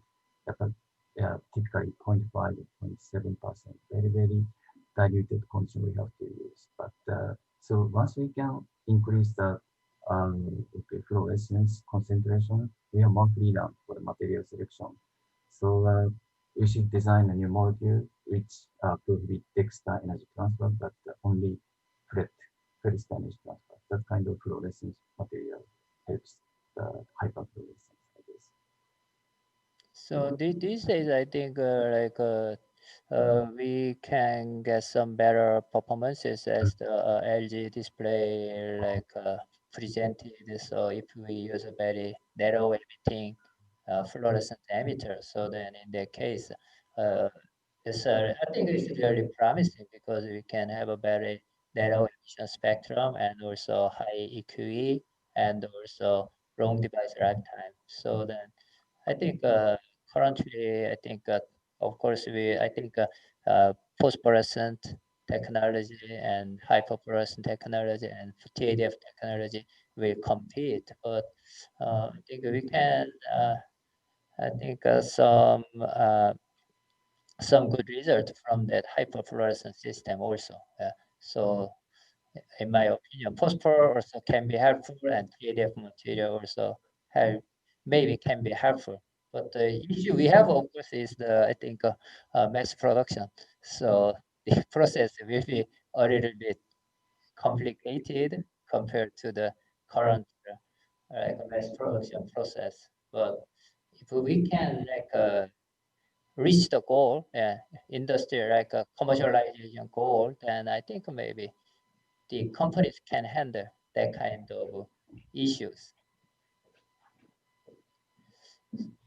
So actually, there was some question from the audience about the MADF material. Actually, so then you mentioned some excited state lifetime of the MADF material, and then somebody asked so whether the external lifetime is the same in different matrices, for example, rigid PMMA matrix and or in conventional host or something like that. So can you comment on it? Yes. So typically we compare, we do the luminescence lifetime in solution and also in MCBP or PMMA. So usually the lifetime in PMMA will be a little bit shorter than what we observe in solution. So there's not much difference. Because it's the reason why we didn't do various metrics with various plurality, because we believe our compound is not delocalized. So that's why we do not see the dependence of luminescence lifetime on matrix. This is a little bit different than TADF emitters. Okay, thank you very much. Dr. Kim, you have some questions, so yeah. Okay, thanks for all presentation. It is great honor to me. My question is the chemical stability and triplet decay time is intrinsic property in material. There are key points property. In this symposium, Professor Lee introduced ideal case of host and TADF dopant energy level and the management of triplet generation. In consist of EML, their energy level in each other component, especially in the emitter, such as fluorescent dopant or phosphorus dopant is also important. What do you think about and the emitters ideal case energy level in EML? I think, Can you rephrase the question? There's a little bit cycle in my ears, so, or I couldn't hear the question completely. Can you rephrase it? Sorry. In consist of EML, their level matching each other component, especially end emitter such as fluorescent dopant and phosphorescent dopant is also important. What do you think about end emitter ideal case energy level in EML? So energy level of the fluorescent dopant. Or end emitter. Yeah, fluorescent dopant material in the sensitized system. Yeah. Yes. No, that's where we actually were struggling, because before we only use TBP with MCBP to do the sensitizer. We show the lifetime improve a little bit. Then later we start to involve the new fluorescence emitters, but we using the host material actually proved to be stable for those fluorescence emitter in fluorescence alone device, but those have a low trip energy. So that's where you can see that the latest data for PTNON, we believe the host might quench the PTNON emission a little bit. So that's where we're still learning. That's why I'm eager to have a read more paper about blue fluorescence emitter in general literature. We want to know more about energy alignment and energy alignment, and also how this gonna affect the device performance. So that's why I'm still student in this stage. So that's why I'm still high hope say this phosphorescent PTNON sensitized blue fluorescence should have a lot of room to grow. Okay, thanks for the comment. And especially actually, I want to ask the triple external lifetime of the PT emitters. Still, usually iridium emitters have a little bit shorter external lifetime compared to the PT complexes. So the device performances of the PT complexes are being improved.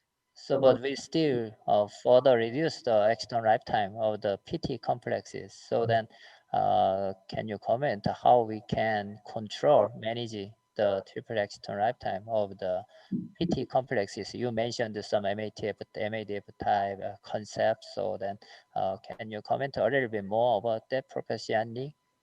Yes. So to answer this question, so if just staying single emitter alone, we demonstrate when you incorporate carbene ligand, actually the platinum blue emitter actually has shorter luminescence lifetime than iridium complex. But if you just using like phenylpyridine base, like a green and red emitter, iridium can have luminescence lifetime close to a microsecond. So far, we only demonstrate for aggregation, like our palladium compound aggregate, we can shorten the lifetime to 0.6 microsecond from originally 200 microsecond. If you follow the literature for platinum aggregate, platinum complex based aggregate, actually they can shorten the lifetime to 0.2 microsecond. But that's where we still don't know why the lifetime is shortened. That's why I say so far we believe in theory, if we can develop MADF with a fast fluorescence emission and a small energy gap between singlet and triplet, because we know the intersystem crossing for those complexes is very fast. So that's why we believe there's a chance to develop some emitter with sub microsecond. And we know those material will be electrochemical stable. That's why I'm hoping if we can get this kind of emitter with like a copper or gold or silver type of compound, linear compound, with that kind of luminescence lifetime to 100 nanosecond, maybe that will be most scientific sound approach for blue. Okay. When they aggregate, they slightly redshift, right? That's right. Yeah. So therefore, their lifetime obviously is going to get longer, and their radiative lifetime is going to get shorter, but they're redder. So no, yes, you're right. No, but the thing is that we show when we have aggregate this PD Choi-P, which is a blue phosphorescent emitter with an emission peak about 465. Once they form aggregate, the peak is 580. Their quantum yield remain the same, but the luminescence lifetime shortened from 200 microsecond to 0.6 microsecond. But that's understandable, right? Both of those effects are very understandable. It should speed up, and it should redshift, and that's quite a substantial redshift. Yes. No, but we know we'll shorten a little bit, but then shorten 100 times. If we can figure out that reason, I believe that would be maybe that would be the outside of box thinking to solve the problem. So that's where some way I have no regret. I work on blue for 20 years. I just keep come up new phenomena. So that's where I still feel I'm a rookie here. I'm willing to learn more or see new things coming up. Okay, thanks for the comment. Actually, I think we discussed a lot today about the blue OLED technology. So I want to get some final remark from each of invited speakers about the future of blue OLED. So from Steve first. Okay, so I'm going to reverse course entirely. I'm very optimistic, actually. Otherwise, I wouldn't be working in this. But what I have learned from the beginning, and I think I tried to express that a little bit. And what do I mean by I'm very optimistic? I think we will get the deep blues. They will be in displays, and it will be very high efficiency. And I think there's a lot of things going on. But I think, like I said earlier, we've got to pull out every trick in the book to do this. We already know that. It is a chemistry problem, but I think it is also very deeply a physics problem. And so we have to use every tool at our command. We have to fix the chemistry. We have to get the right hosts. We're still searching for those because those hosts just want to have those low energy, those low triplet levels. You've got to have excellent outcoupling, and you have to have a distributed EML. And I don't know how we do that. We can do that by stacking. We can do it by grading. You know, you've seen all of these things. We might have to employ managers. I hope not, because I think that, you know, I know a fair amount about how actually the manufacturers work and their investment in big machines to make these displays, and to put in 3 dopants is a heavy lift, particularly when you're in the middle of a big production situation. And we're going to have just everything aligned perfectly. And I'm not talking about all the molecules aligned perfectly. I mean, all of these factors have to work. I have to say, sorry, but I think the best opportunities are still in heavy metal phosphors. The platinums are really interesting. The palladiums and iridiums, they're all good, but they're just more they're more developed at this point, and they're moving along. You know, there's a huge amount of investment in people working in those fields. So, but you know, it could come from anywhere. And I think the stuff in TADF is spectacular. They align nicely. So yes, I think we will get there. I wish we would get there this year, but we'll see. Okay, thank you. Professor Adachi?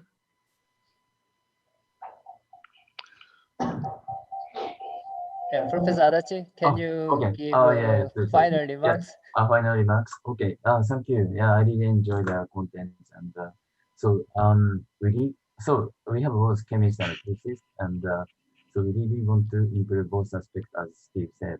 So from the material aspect, probably we have still lots of idea to improve the created materials. So we want to try.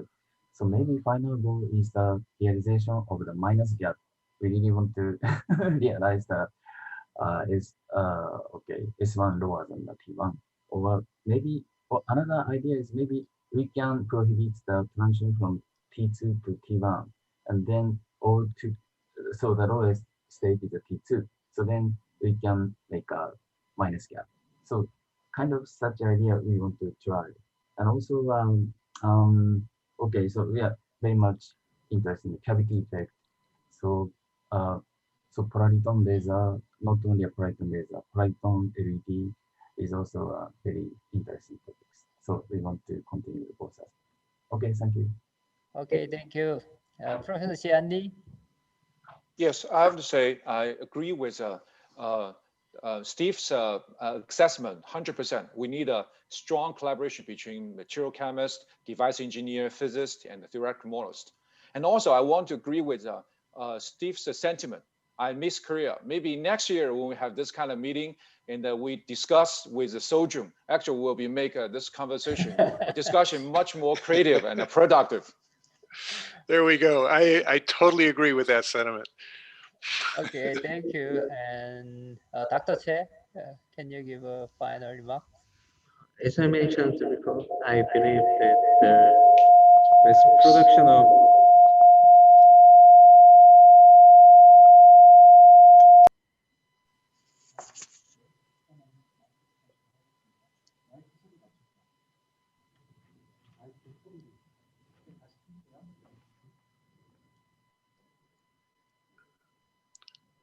think he has more than one speaker on at a Oh, time. yeah.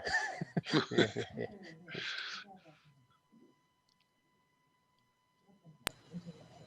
Okay, then about Dr. Kim, can you give a final remarks first?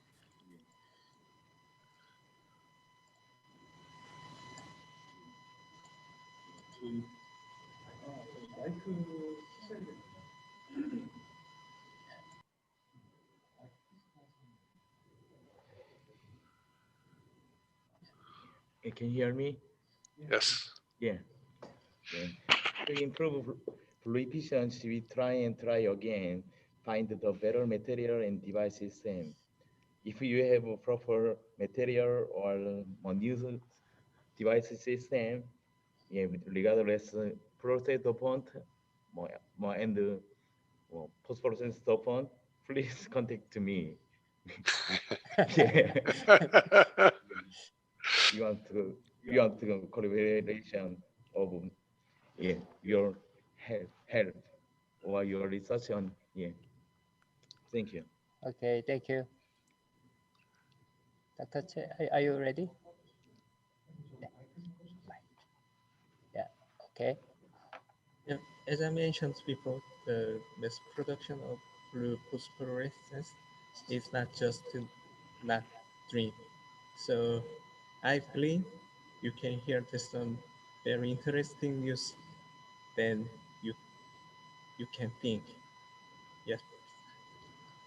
Okay, now this symposium is over. I think we had a valuable time to discuss the blue issues today. It was a wonderful time for me as an organizer of this symposium, actually. So thanks again all invited speakers and also fruitful discussions, especially Steve. It's late at night in Michigan now. So thanks again, and I hope this symposium to guide the R&D and commercialization of high efficiency blue OLED system in the near future. And thanks again for all participants of this online symposium. Thanks everybody. 감사합니다. Except 감사합니다.